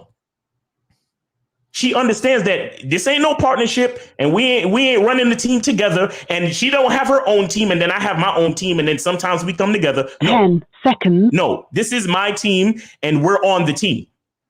You understand what I'm saying? But Cam, go ahead, man. Yeah. Bars, absolute bars. So I want to just address a quick comment. Big Dog Monster, thank you for the comment that this Arab motherfucker got gave. LOL salute. By the way, I'm Iranian. Iranians are not Arab, but I appreciate the compliment. So I wanted to say that here's let me tell you, Miles really put the hammer on the head on this one. So let me just say this: what are the benefits of leading a woman? I'm going to share some personal stories. So when you lead a woman the way you're supposed to lead a woman, by putting your self-respect and self-interest first, here's what happens. Women start buying you shit. They will buy up the wazoo. They want to make sure that they pamper you because they don't want your eyes set on any other woman. In fact, this one girl, the one that told me that my skin is glowing because of our penetration, the moment she goes home, she's just like, Daddy, I'm still thinking about you. And here's the funny thing. So I have like one of these remote access Google devices that like I can open the door remotely. She's like, can I just stay? She's like, can I just take a nap at your place while you go to work? Because I had to go to work on Labor Day. And I was like, yeah, sure, go take a nap. And she didn't leave my house for 3 hours. You know what she was doing? She was cleaning up my kitchen. She was cleaning up around the house, and she was laying on my couch, envisioning her life being with me. It's like, oh my God, I'm touching his couch right now. I'm feeling everything. I'm looking at it. And this is like what it would look like if Cameron went to work while I'm at home, making sure everything in the house is good. See, she's training herself. And what she doesn't realize what she's doing, she's training to be a girlfriend for me. She's trying to show me that, like, honey, I'm going to take care of everything for you, and so on and so forth. And guess what? It was her birthday last week before she went to Mexico. It was her goddamn birthday. You know what she brought me? She brought me freaking alcohol. She brought me some goodies because I went to Beyond Wonderland, the rave in Los Angeles, and she bought me some goodies before the rave. She literally like, here, have some fun. And I'm like, wait, isn't it your birthday? She's like, yeah, I know, but I just want to get you it anyway because I know you're gonna have fun this weekend. And I'm like, damn, this bitch just fucking bought me a gift, and it's her goddamn birthday. So listen, there's girl. Every week, there are girls that want to buy your liquor. They want to buy clothes for you. They want to buy your groceries for you, but only when you can lead them well. You know how you know you're leading them? One way of knowing is when they do shit like that for you, because they don't want you to have your eyes set on any other woman. They want to show you, like, listen, you stay with me. I promise I'll take care of you. You go do your work. You go do what you got to do. And yes, I have my own job as a lady, and I'm going to do whatever I want to do as well to make sure that I'm, the right woman in your eyes. And, just this is what brings women life. When you give her a reason, you give her a purpose. And here's the thing I also like to do is I share my personal stories about what's going on in YouTube and everything like that, and all the, internet beefs or anything like that. And they love hearing it. Guys, you got to be a good storyteller. To lead women well, be a good storyteller. Right. Because when you know how to lead, when you know how to tell a good story, imagine this. When you are in a social function with your girlfriend or with your date, right? Your date's going to look at you, and it's your time to shine in front of like everybody, right? So she sees you like acting like a fool, acting dorky, you're a bumbling fool. You don't know how to speak well. You don't have good communication skills. She's not going to look up to you for leadership, because if you're good at home, you're good at leading her in the bedroom and outside the bedroom, then best believe in a social function in front of multiple people, you got to be on your A game. 100% of the time. There's no excuse to be a bitch. There's no excuse to be weak. There's no excuse to be whenever sometimes these guys call in on the phone and they on your show, and no disrespect to them for calling them on the show, for calling onto the show. Kudos to you guys for having the courage to do that. But I'm saying that there are sometimes that guys call into the show or into different shows, and I hear them just saying using filler words, and they can't express their thoughts. So here's the first key to leading well, because Miles hit everything well. I want to go a little bit outside of what Miles is saying, something on a different angle. Join a public speaking club or join a communication group so you can be well at speaking with women. And not just with women. Learn how to speak better in general. So when you are delegating a task at your job to someone lower than you, that also translates to giving a task to your woman. So here's one thing that I realized recently. Like, I remember there's this one girl that I'm dating right now, and I asked her, hey, change the sheets. This is different from this girl I've been referring to multiple times. So this is a completely different girl. I asked her, hey, change the sheets for my bed. Well, I wasn't specific enough. Okay, because people are gonna play stupid sometimes. They're gonna be like, okay, because you know what's easier on changing the bed? Not the actual sheet that connects to the mattress, but the one like all the sheets outside of that bed sheet, whatever the fuck it's called. So those sheets you can easily change. You just throw them out, put them in the washer, boom. But the one that actually requires work is the one that you have to, you know, stretch on the corners of each part of the mat of the four corners of the mattress, right? The fitted sheet, yeah. Yeah, the fitted sheet, right? So that requires actually effort and work. But you see, I wasn't specific enough with this girl. I told her, oh, just change the sheets for my bed. Now, then the average girl that's really, really into you and actually sees a future with you, what she'll do, she'll say, well, do you want me to change everything? Do you want me to change the pillowcases? Do you want me to change the fitted sheet as well and the sheets on top? Do you want me to do all that? Yes, do all those, please. Okay, perfect. She goes do that. Now, this other girl, though, she tried to play dumb and said, oh, she only changed the top sheets. She didn't change the pillowcases. She didn't change anything. So that was my fault for not being as specific as possible. See how being specific is extremely important. Women, like, leadership. And I learned this in the restaurant industry. With cooks, you have to be super freaking technical on the receipt. If it doesn't say, if it says, for example, you know, no, if it doesn't say no tomatoes, they're going to put tomatoes on the pizza. Right. So being part of being a good leader, guys, to wrap it up with what I want to say on this part is that you need to be an effective communicator. Be specific. It's not just about being direct. Being direct means being very, very specific. So if you want your chicken to be cooked in a certain way from your girlfriend or your girl or your date, whoever it is, you tell her, listen, you put that thing on the freaking oven for 385. Make sure you put the right amount of salt and pepper. Put about 2 milligrams of this. Put a teaspoon of this or whatever. So you get exactly what you want. So she is not giving you some bullshit food or giving you a bullshit bed that was made improperly, because then that's going against yourself because you know you wanted all your sheets in your bed to be changed. So what did I do? Well, I had to change it myself because I realized like I screw up. You know what? Let me do this. Let me just fix this. And the next time I see her, I'll let her know, okay, listen, this time when you change my bed sheets, change everything. Exactly. And if she gives me a hard time, then best believe that girl is just going to go, girlfriend, get out of here. You think you're going to be my girlfriend if you're giving me a hard time if you want to change a fitted sheet? Get the fuck out of here. There's a girl right now waiting in line. See, that's the mentality you guys got. There's a girl waiting in line right now that would love to do that. But again, you got to be on top of your game. You got to be centered with yourself, and you got to have effective communication skills so you can lead well. Right. I wanted to say something real quick about what you just said. In being specific with leadership. Another thing about that in general is being a well-rounded man. Yes. Right? Yes. Because, for example, you need to know about the fitted sheet and the top sheet and the fucking pillowcases. You need to know how to make your own bed. You need to know how to cook your favorite meals. Why? So when the female comes into your life, you can instruct her. You can get to the specific instructions. Why? Because you know about that shit. And not only that, you're also letting her know, listen, woman, I know how to do all the shit that I'm asking you to do. I know how to do it perfectly for myself. So that's also letting her know once again that she's not special until she actually proves it. Because until I'm going to give you the recipe for how I like my pasta or my pizza or my favorite meal. But until you come into the kitchen and do it better than how I told you to, you're not special. And for the chick who thinks that she's just going to come in here and order DoorDash or Grubhub, oh, you're definitely not special. Because that's definitely something I could have fucking done myself. You get what I'm saying? It's little things like that is what I'm talking about, because that's why they're not special. And that's why you have to lead. And that's why you also have to be knowledgeable in a lot of different little things, because she's looking to you to show her. You understand? I mean, granted, if you're lucky enough, you'll find a woman who comes into the situation understanding how to do certain things, right?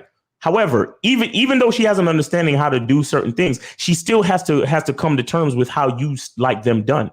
Even though she understands, top sheet, fitted sheet, this, that, and the third. But listen, I like for when you're all done, I like for you to take some of my cologne and I need you to spray it on the pillows.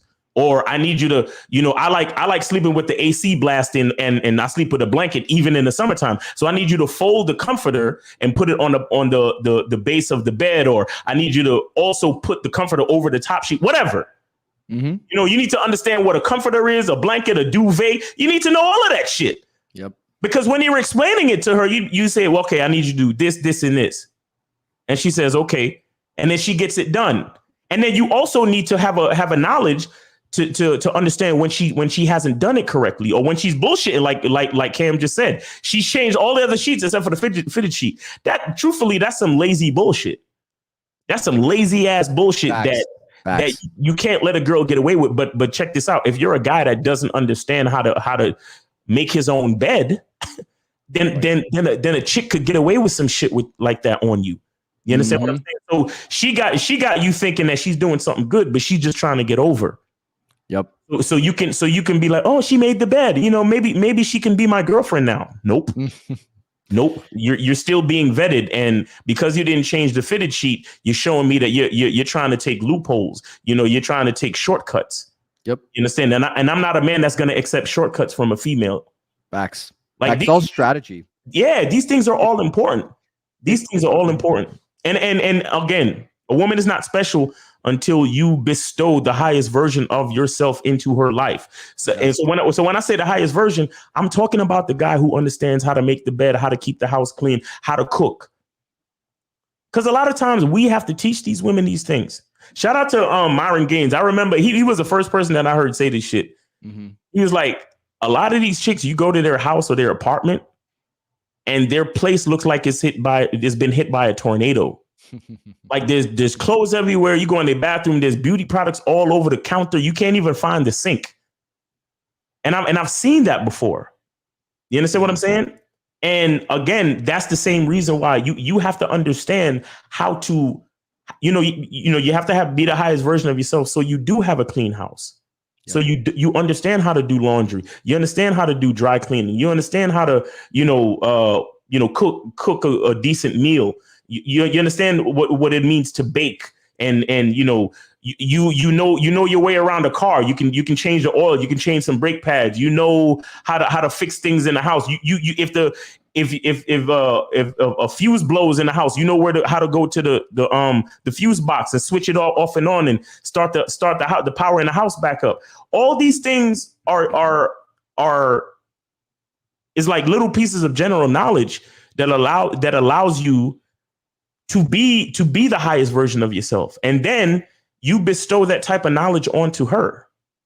You get what I'm saying? You bestow the specific leadership skills, and that's when she becomes special, guys. She's not special before she meets you. Now, look, a woman in her own right, doing her own thing.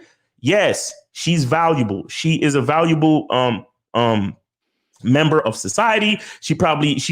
Maybe she's one of these, CEO women who employ a lot of people. She owns her own company, so on and so forth. That's great. In the grand scheme of things, in general, that's awesome. But when she's presenting herself to a man, none of that means shit. It means absolutely nothing.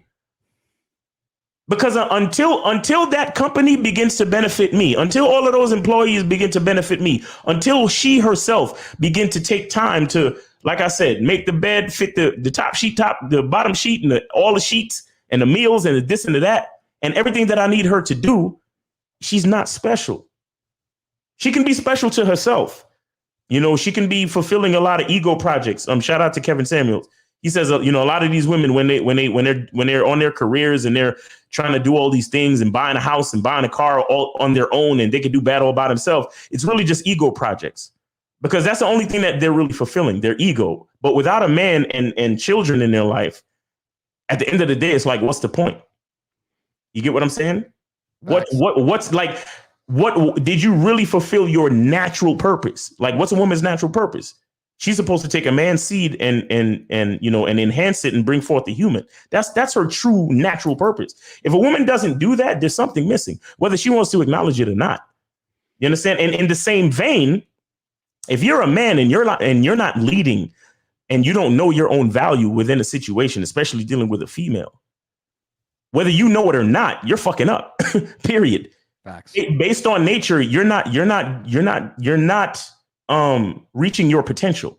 I was gonna say you're not doing the right thing, but it's really not about right or wrong. It's about you really reaching that pinnacle of what you're really supposed to be based on your natural purpose.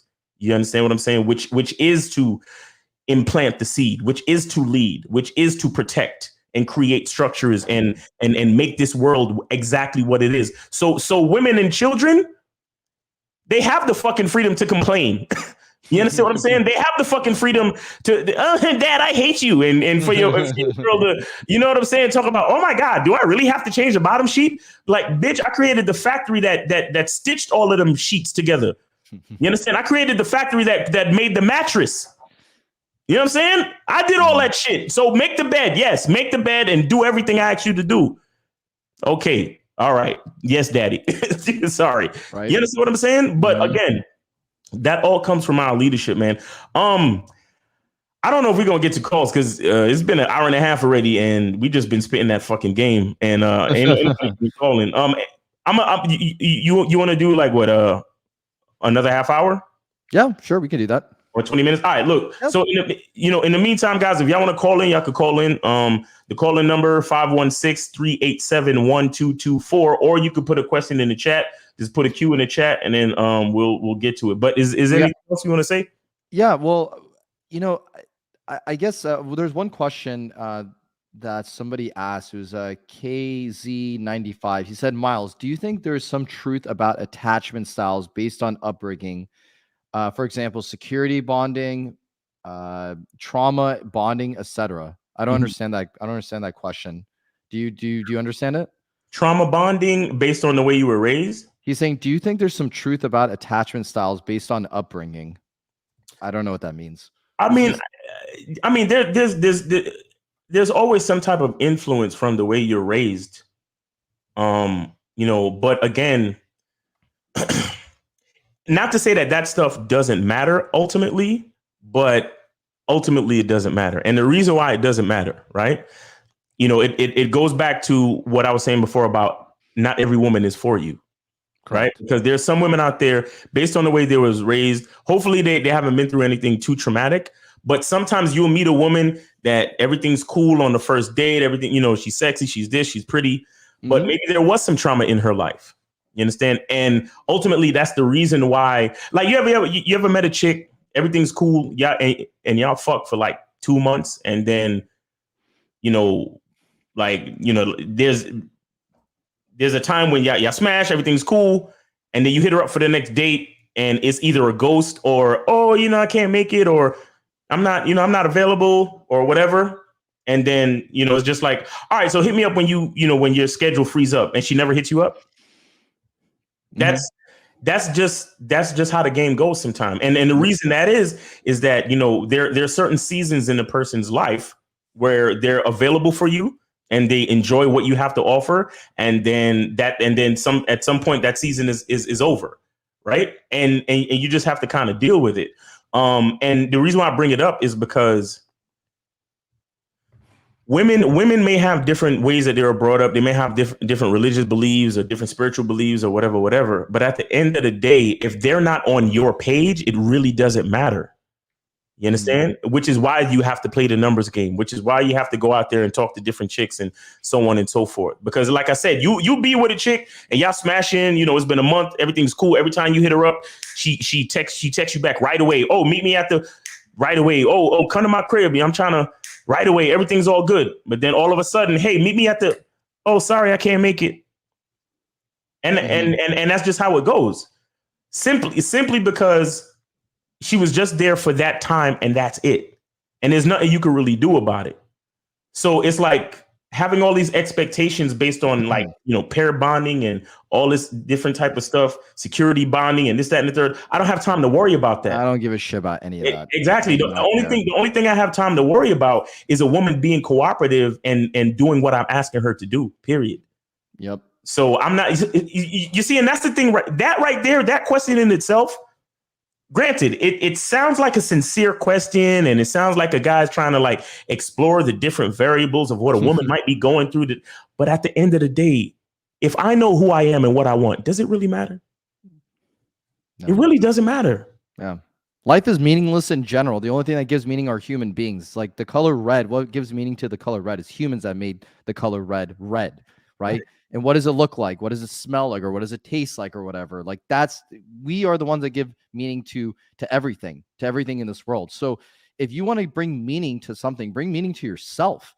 Tell like why have some substance for God's sakes. And like you said about being an all-around balanced man. Shout out to my pops for giving me that piece of advice when I was young. He's like, Cameron, you always have to be an all-around balanced man. Don't just be like one of these guys who are just restaurant industry experts. Be an expert in almost everything you can, just so you get a world understanding. Like, go travel outside your comfort zone. Go to these countries. Go learn Spanish. So now I speak Spanish fluently, and I'm Iranian full 100%. But I speak Spanish fluently because I got out of my comfort zone. I want to be all-around balanced individual. And now guess what? Again, I don't care about pair bonding and upbringings, all that kind of shit, because when I go to these like Latin clubs and they see me dancing, because I took salsa dancing classes too. So they see me, a brown guy like me, speaking Spanish and twirling these girls around. That's all I give a shit about. I don't care about like the upbringing thing. Now, here's one thing I will say though.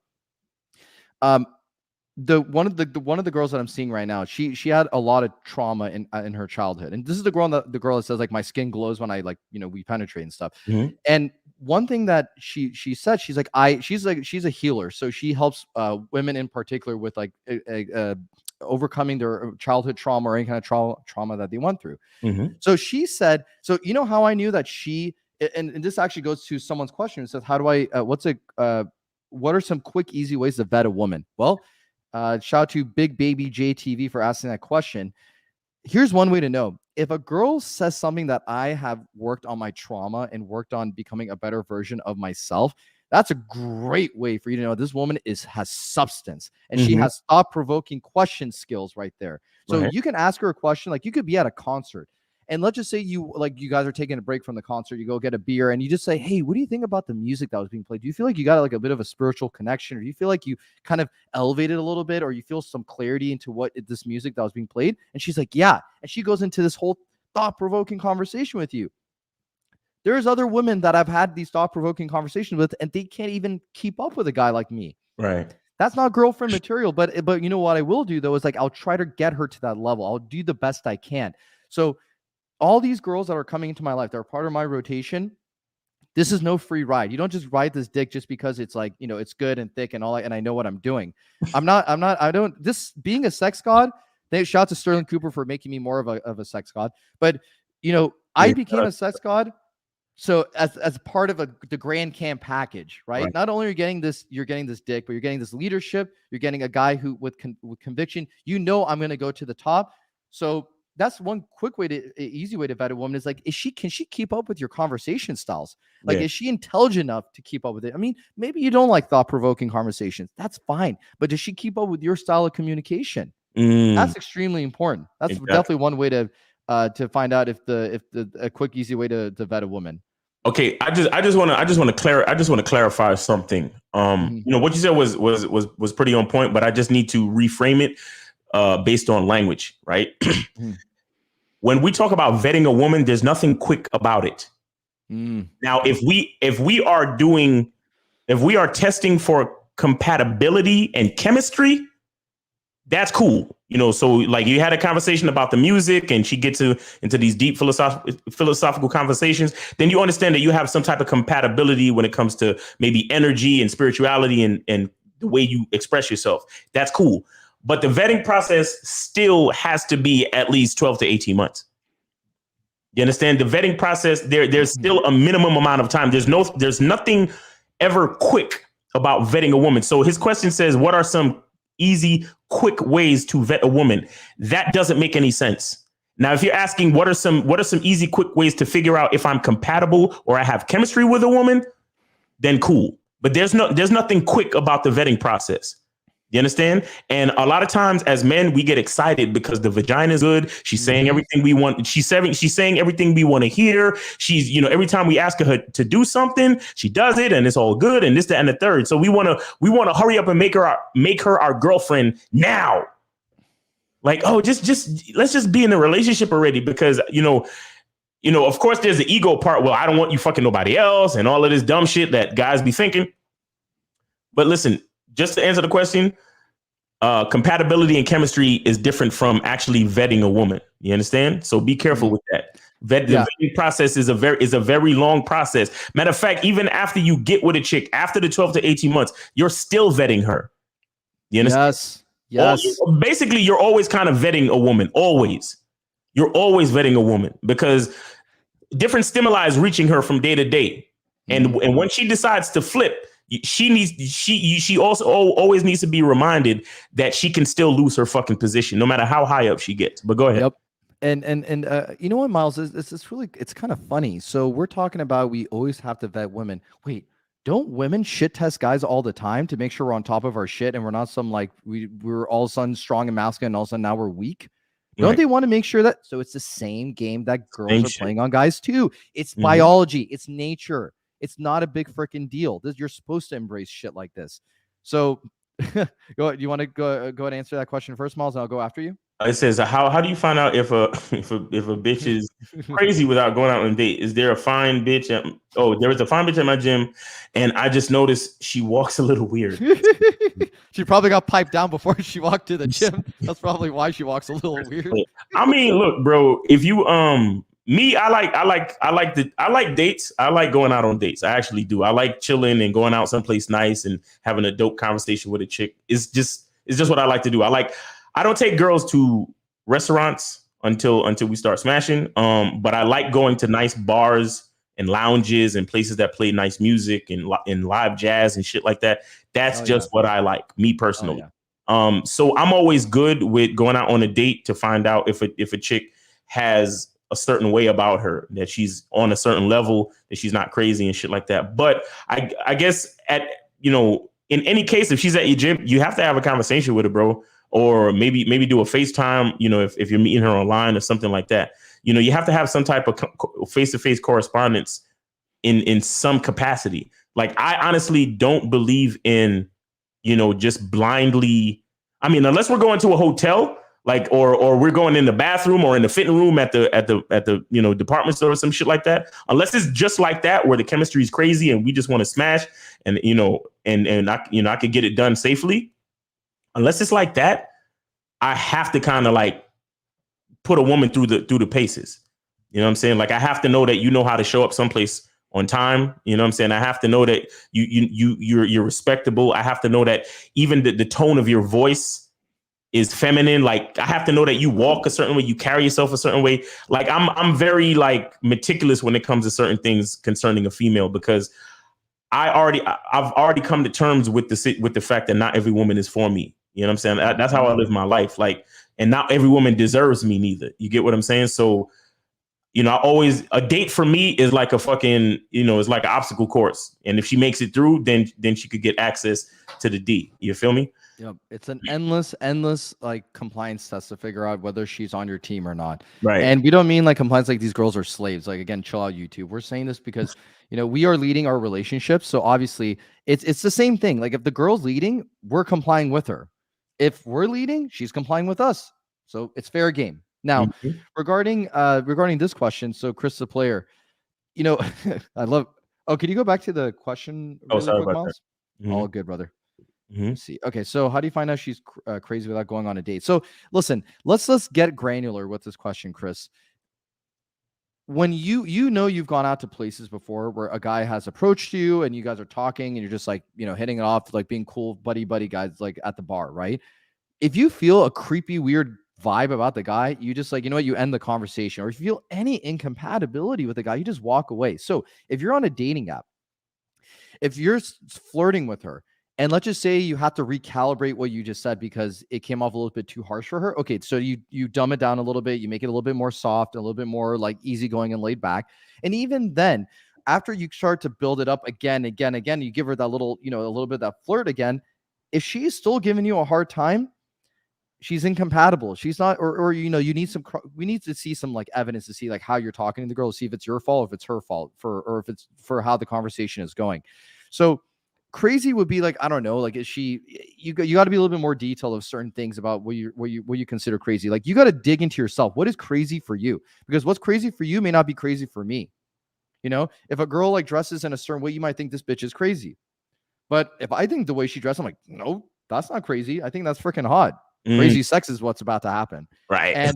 And he's like, there's a fine bitch at the gym. And I just noticed she walked. Yeah, bro. She probably got piped down before she got to the gym. But listen, if you want to go talk to her, man, just go talk to her. I don't recommend approaching girls at the gym. I feel like that's like a very, I don't want to say as an absolute, but it's just like it's almost like you're shitting where you eat. Just be careful. I'm not saying don't do I it, get but that just be vibe too, careful. bro.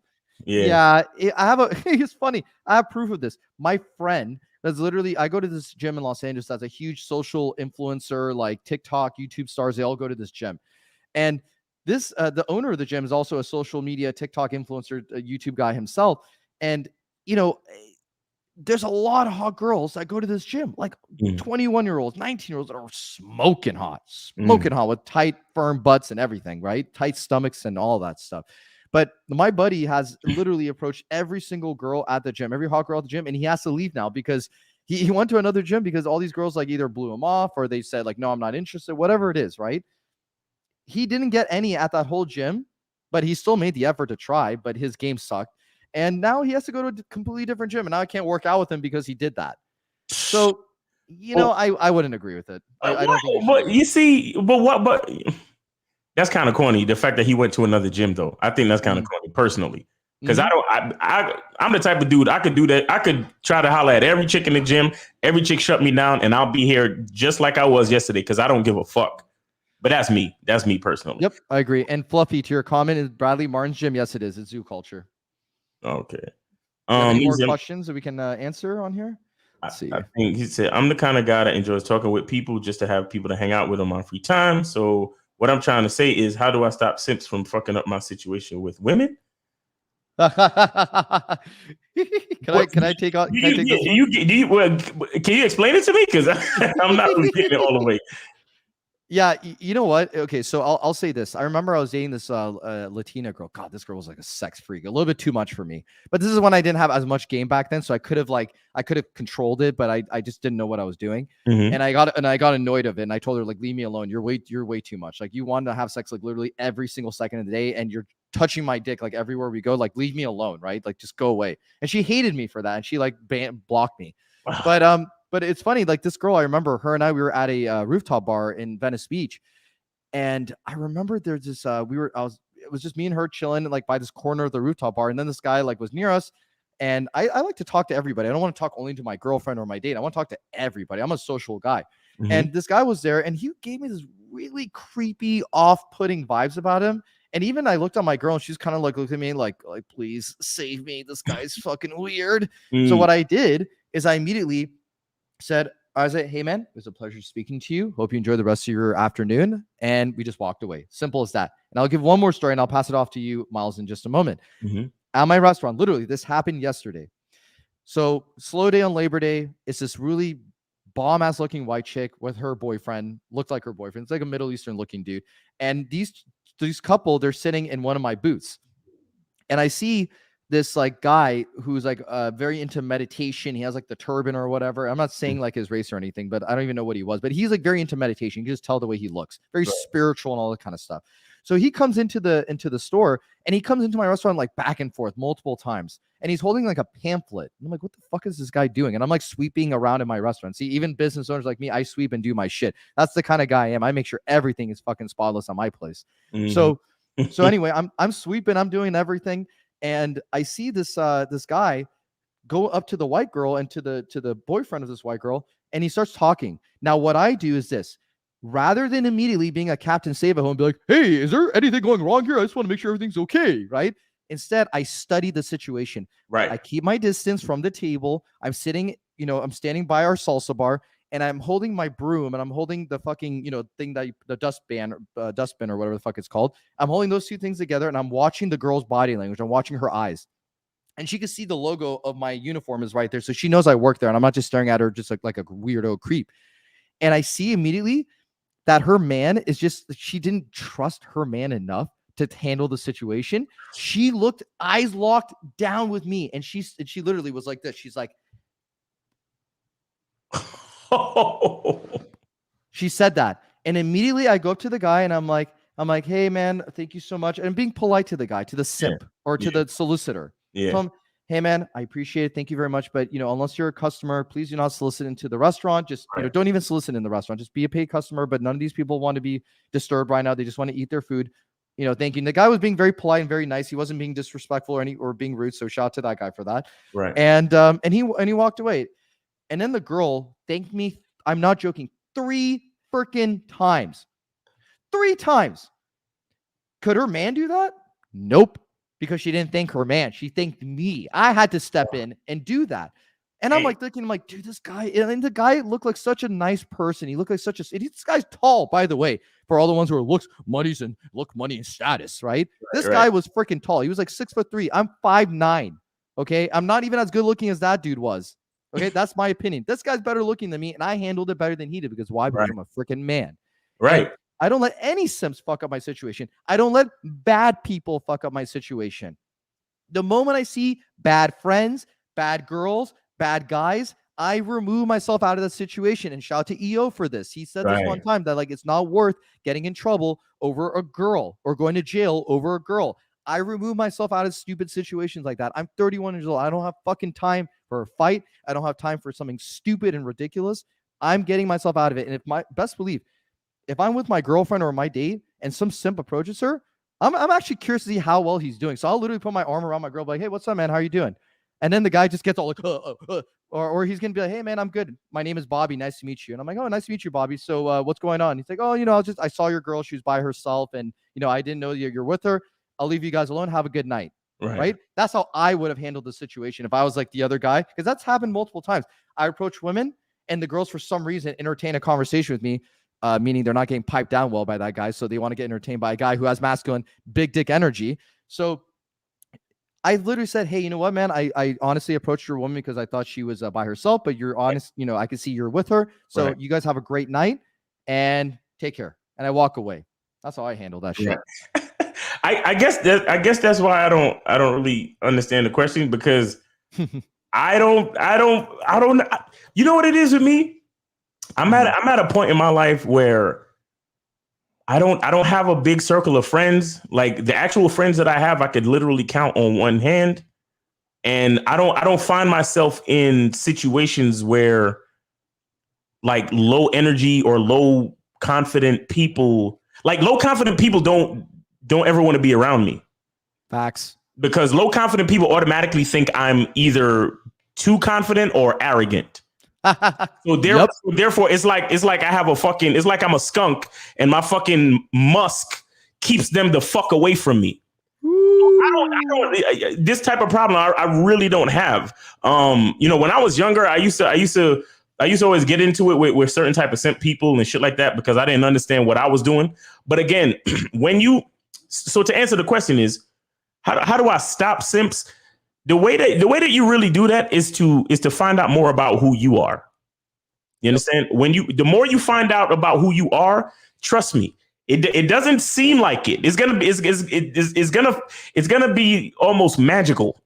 It's gonna be almost magical. But when you begin to get in touch with who you are and you find out exactly how you want to live your life, how you want to carry yourself, and the moves you want to make, and the people you want to hang with, and the places you want to hang out at, trust me. Ill will, simp, low energy, low confident people they'll disappear. Yep. Like they'll be scared of you. They'll be scared of you, intimidated by you too. Yes. Trust me, they won't fuck with you. Facts. You understand? They will not fuck with you. They'll either hate you or love you from a distance. Facts. Because when you truly understand who you are, I think that's another reality of the game that I probably should have put in. Not everybody's gonna like you. You understand? Facts. I love that one, dude. Not everybody's gonna like you. Not everybody's gonna fuck with you. You're gonna for all you motherfuckers who you got a whole laundry list of friends or people that you think are friends or people that love you or people that are really down for you. If any of you motherfuckers out there got more than 15 what you think are friends, I don't know if you truly know who you are yet. God damn, dude. You understand me? Now, look, I got a bunch of people that I know that I do business with that when I meet, it's all daps and it's all good. And I'm cool with them, genuinely. But when it comes to just hanging out and being myself, those people are almost never around. You understand what I'm saying? So again, it's when you really get in touch with who you are as a man. The dudes that can hang with you, they'll hang with you. You understand? But again, as you get into your identity as a man, you're going to start trickling up into that 5 to 10% of men who actually know who they really are. You understand that when you're hanging out just being yourself, is only going to be a couple of cats that can hang with you, bro. Or more than likely, you're going to end up hanging by yourself. You know what I mean? Miles, I want to say this. So everyone who's like in the panel or in the chat right now, you might think like Miles is at a point where it's like too far or you're not there yet. It's like seems like it's very distant that you're going to reach Miles' level. Let me tell you something. I have reached this level where Miles is at, and I'm getting even more and more and more and more certain with myself and confident with myself. So every day I'm growing as a human being, right? When you get to that point, what Miles is talking about, I'm telling you, it's so much happiness, clarity, peace. The confusion of life is gone. You will be set for life once you reach Miles' level, Lucario's level, EO, 1950, K-Zagans, myself. Did I miss anybody else on the panel? Steve the Dean, right? Shout out to Steve the Dean. All those guys. When you reach it, there's so much motherfucking clarity. It's insane. Now, I want to say something to Jeff's comment. He's saying, I'm the kind of guy that enjoys talking with people. Cut. I want to cut it right there. Okay. When I go, so here's the thing, guys, like, guys in Los Angeles that when they, find out about me and they want to hang out with me, I tell them, listen, the way my schedule goes is this: Sunday to Thursday is my time for girls. Fridays and Saturdays are for the boys. And if a girl wants to be in my Friday, Saturday slot, she has to work for it. Okay. That's another way of vetting a woman or whatever, finding out her compatibility. If she wants to be Friday, Saturday night, you got to work for a girl. Okay. Now, for those Fridays and Saturday nights that I have when I go out with the boys, right? When I'm approaching a woman, I am so freaking ruthless. I don't have time for jack shit. If I see that the moment I go up to her and I feel this awkward tension, this awkward vibe, I will give it about maybe 1 to 2 minutes. If I see it's still awkward and weird, because maybe she was like, oh, you shocked me because you just came up to me out of nowhere. Okay, so let me, give me about 2 minutes to warm up to you.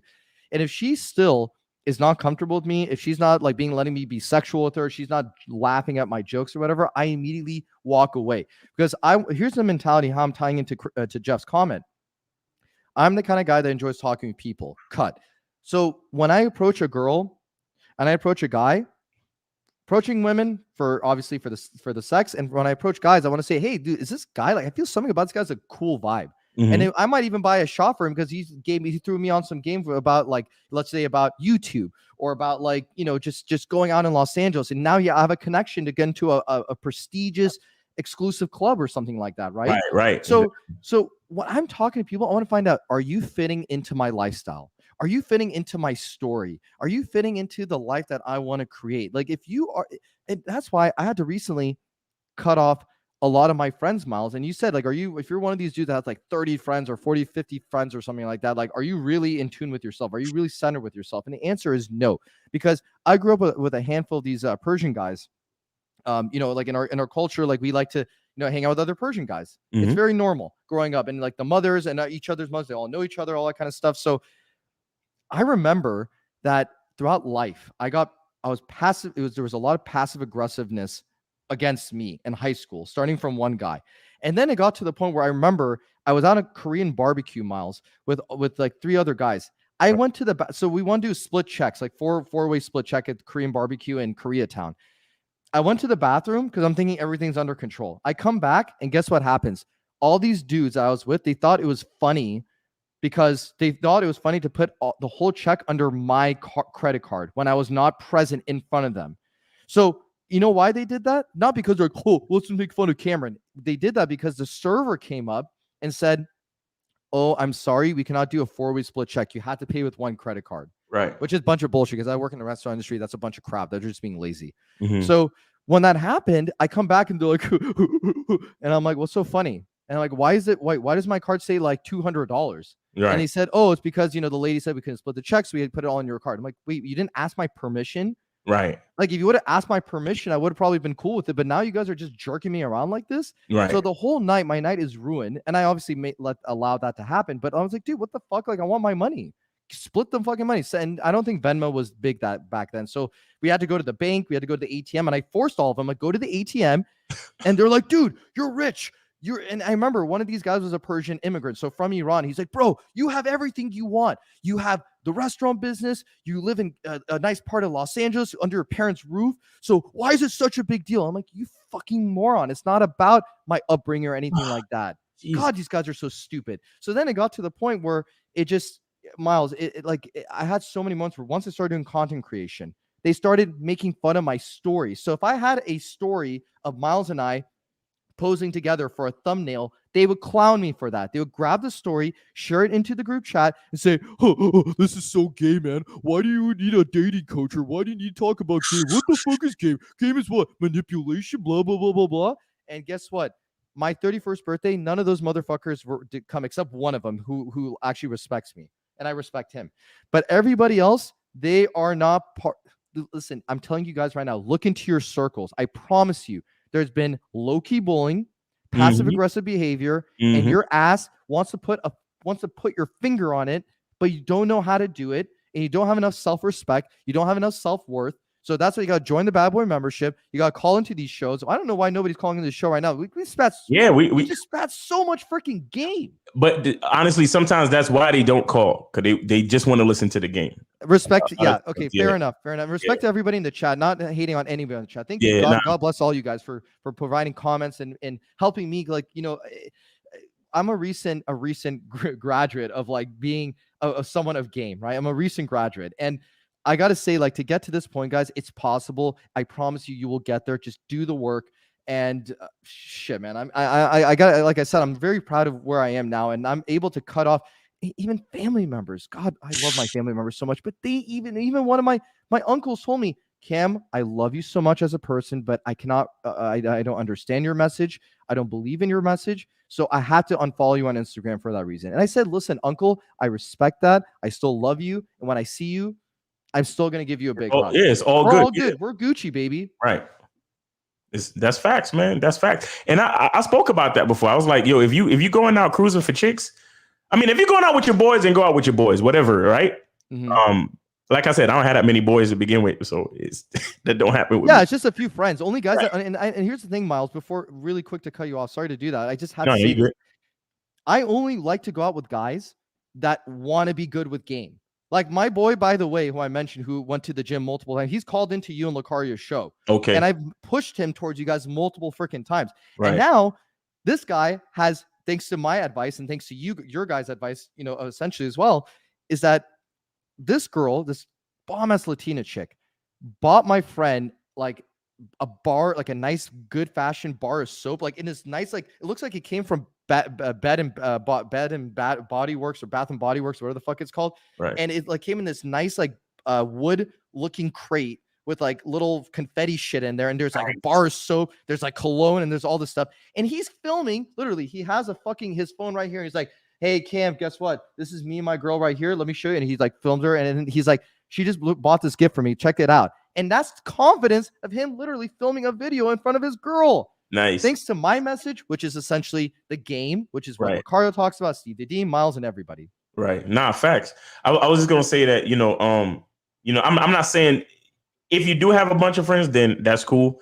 But ultimately, when you really get into your identity, your friends kind of fall off. And then you're gonna have those friends who you're not gonna hang out as much, but it's gonna be like a mutual love and respect, but from a distance. Facts. You understand? Because once you get into your own identity, you start to do what you want to do. You know what I'm saying? A lot of guys, they're at that age where, oh, let's all go to Mexico, bro. And there's like 6 of you guys in the fucking mansion, and you can't stand half the motherfuckers. This guy, he's cool, got issues, and there's probably just one guy that you're actually cool with. You understand? And then same thing. So I always tell guys, if you're going out cruising for chicks in particular, if you're going out just to have fun, have a couple of drinks with a couple of dudes that you haven't seen in a while, cool. But if you're going out to cruise for chicks in specifically, you do it solo or with one other guy. Agreed. Solo or one other, and he got to be, like you said, like a guy that fucks with game, and he's good with it, and everything's cool to the point. And he can't be no needy, dependent type of dude, because if you meet a chick or if he meets a chick, you have to be able to be like, bro, I'm a skate because, me and Shorty about to hit it off, whatever. And your man can't be on bro, we came together, bro. Why we, come on, bro. I know guys like this, They're like, yo, why are you only doing shit for yourself, bro? We came together. We're on vacation together, bro. What are you doing? And I'm like, Nick, what? I'm a grown ass man. You a grown ass man. Don't you got keys to the hotel? Don't you got keys to the Airbnb? Yeah. What the fuck are you talking to me for? Don't you know how to pay for a cab and get back? You got the address, right? Like, what are you talking about? Again, some dudes are just, trust me, when you start to make moves for you, you're going to see who's really good with you. Because the guy that has self-respect and a high level of confidence like you do, he knows that the both of you can coexist and be separate at the same fucking time. You understand what I'm saying? Because let me tell you something about when you're truly comfortable with your identity, you really get into your own value. You know how to be alone, but you're never lonely. You understand Bars. You know how to be alone, but you're never lonely. A man who gets lonely, you gotta check your nuts. You have to check your nuts. And this is another thing that separates us from the women and children. The women and children, oh my God, I'm lonely. I need something. I miss you. Cool. But a man who's in touch with his identity and who's comfortable and who's reached that point where he's only striving to be the highest level of himself. He understands that there's nothing wrong with being alone, and he never gets lonely. Never. I mean, there are instances where you're going to miss family. Oh, I want to see my nephew. You know, I haven't spent time with my sister in a while. I haven't seen my homeboy from high school in so long. You miss people. Yeah, I miss people. I miss spending time with my people. I get it. But to say that I'm lonely, like, oh my God, I'm so depressed and lonely. And I'm too busy trying to work on things to make me a better man to even think about being lonely or alone. You get what I'm saying? But anyway, that's another reality of the game. Like, we touched on so much great things. Cam, I want you to tell the people how they can get in contact with you. Tell them about your YouTube. Matter of fact, I'm about to put the link in the chat once again. Thank you, now. Go ahead. Yeah, so I actually have two different YouTube channels. I don't know, since it's a URL, I'm not sure which one it is, but I do have a Grand Cam channel, which it's fairly fresh. It's only like 1 or 2 videos in there. Right. And that's going to be a solo channel just for myself and talking about my experiences of being a man and how to be more masculine, all that kind of stuff. Okay. Then I have the Grand Male podcast channel, which is going to be, that's more about like my one-on-ones with people. So I have Miles on that channel. And by the way, Miles, I actually updated the thumbnail too. So now the thumbnail is like a nice like YouTube thumbnail for the one that we did together. Nice. And you can find me on Instagram. It's The Grand Cam. So ITS, The Grand Cam. You could also follow my Instagram channel for the Grand Male podcast, which that's is 2 M's, right? Or 1 M? It's 1 M. Yeah. Okay. And you can also follow my Instagram channel for the Grand Male podcast, which is The Grand Male. So yeah, it's the Grand Cam. Perfect. Awesome. And Jeff, if you just sub to me or Miles, thank you for either of the two of us for subbing. Really appreciate. Let's see. And I also have a website, thegrandmale.com. So the Grand Male, again, that's my brand and it's my podcast, which I'm trying to make a brand out of it. I want this to be fucking huge. I want this to be like a movement where we get guys to be the best versions of themselves, and it complements Real Game No Theory, because this is not about some bullshit theory crap. This is about some real man shit. This is about like spell the website again, please. Yeah, thegrandmale.com. The Grand GRAND. So it's the THE grand male.com. Okay, there it is. Because I don't know, for some reason it took me to some vitamins or something. I don't know. Yeah, definitely not selling any vitamins, but I'm definitely slanging some vitamins to these chicks, so they need their vitamin D, on a daily basis. Their skin could glow. So again, that's where you can find me. Again, guys, I want to give a huge thank you to everybody in the chat. Yes. For asking questions for me, for Miles. I want to give a huge thank you to Miles for reaching out to me and having me do a live stream with them. Again, like our first live stream we did together is on my channel, so make sure you find that and go watch it, like, comment, subscribe. And Miles, now my personal comment to you, brother, thank you so much for putting me on some game, Thank you for having me on your channel. Thank you for having me on your platform and exchanging notes and value, because life is all about exchanging value with one another. It's helping men become better men. And brother, I have your back at any time, and I'll do anything I can to make sure that your brand gets big, you get big as a person, and let's just keep spitting this game and spitting this truth to everybody, and make sure that guys find the clarity that they deserve and they need. Yes, sir. Yes, sir. That's the mission, man. I appreciate you for hanging out with me. I appreciate you for spitting the game that you spit, sharing your stories. You know what I'm saying? I'm sure all the guys appreciated it. They was talking a lot of shit. And thanks for even, opening up your schedule. Cause I know you're a busy dude and you on the West Coast. There's a 3-hour difference, all that shit. So I appreciate you. Let's keep spitting the game. Let's do this for the generations to come, man. Let's continue become, being the highest version of ourselves each and every day. All right. So, thanks again. And guys, thanks everybody in the chat. True Savage with the links. I appreciate you guys. That's about it, man. I hope everybody's having a great day, and always remember the truth is inside you. Peace.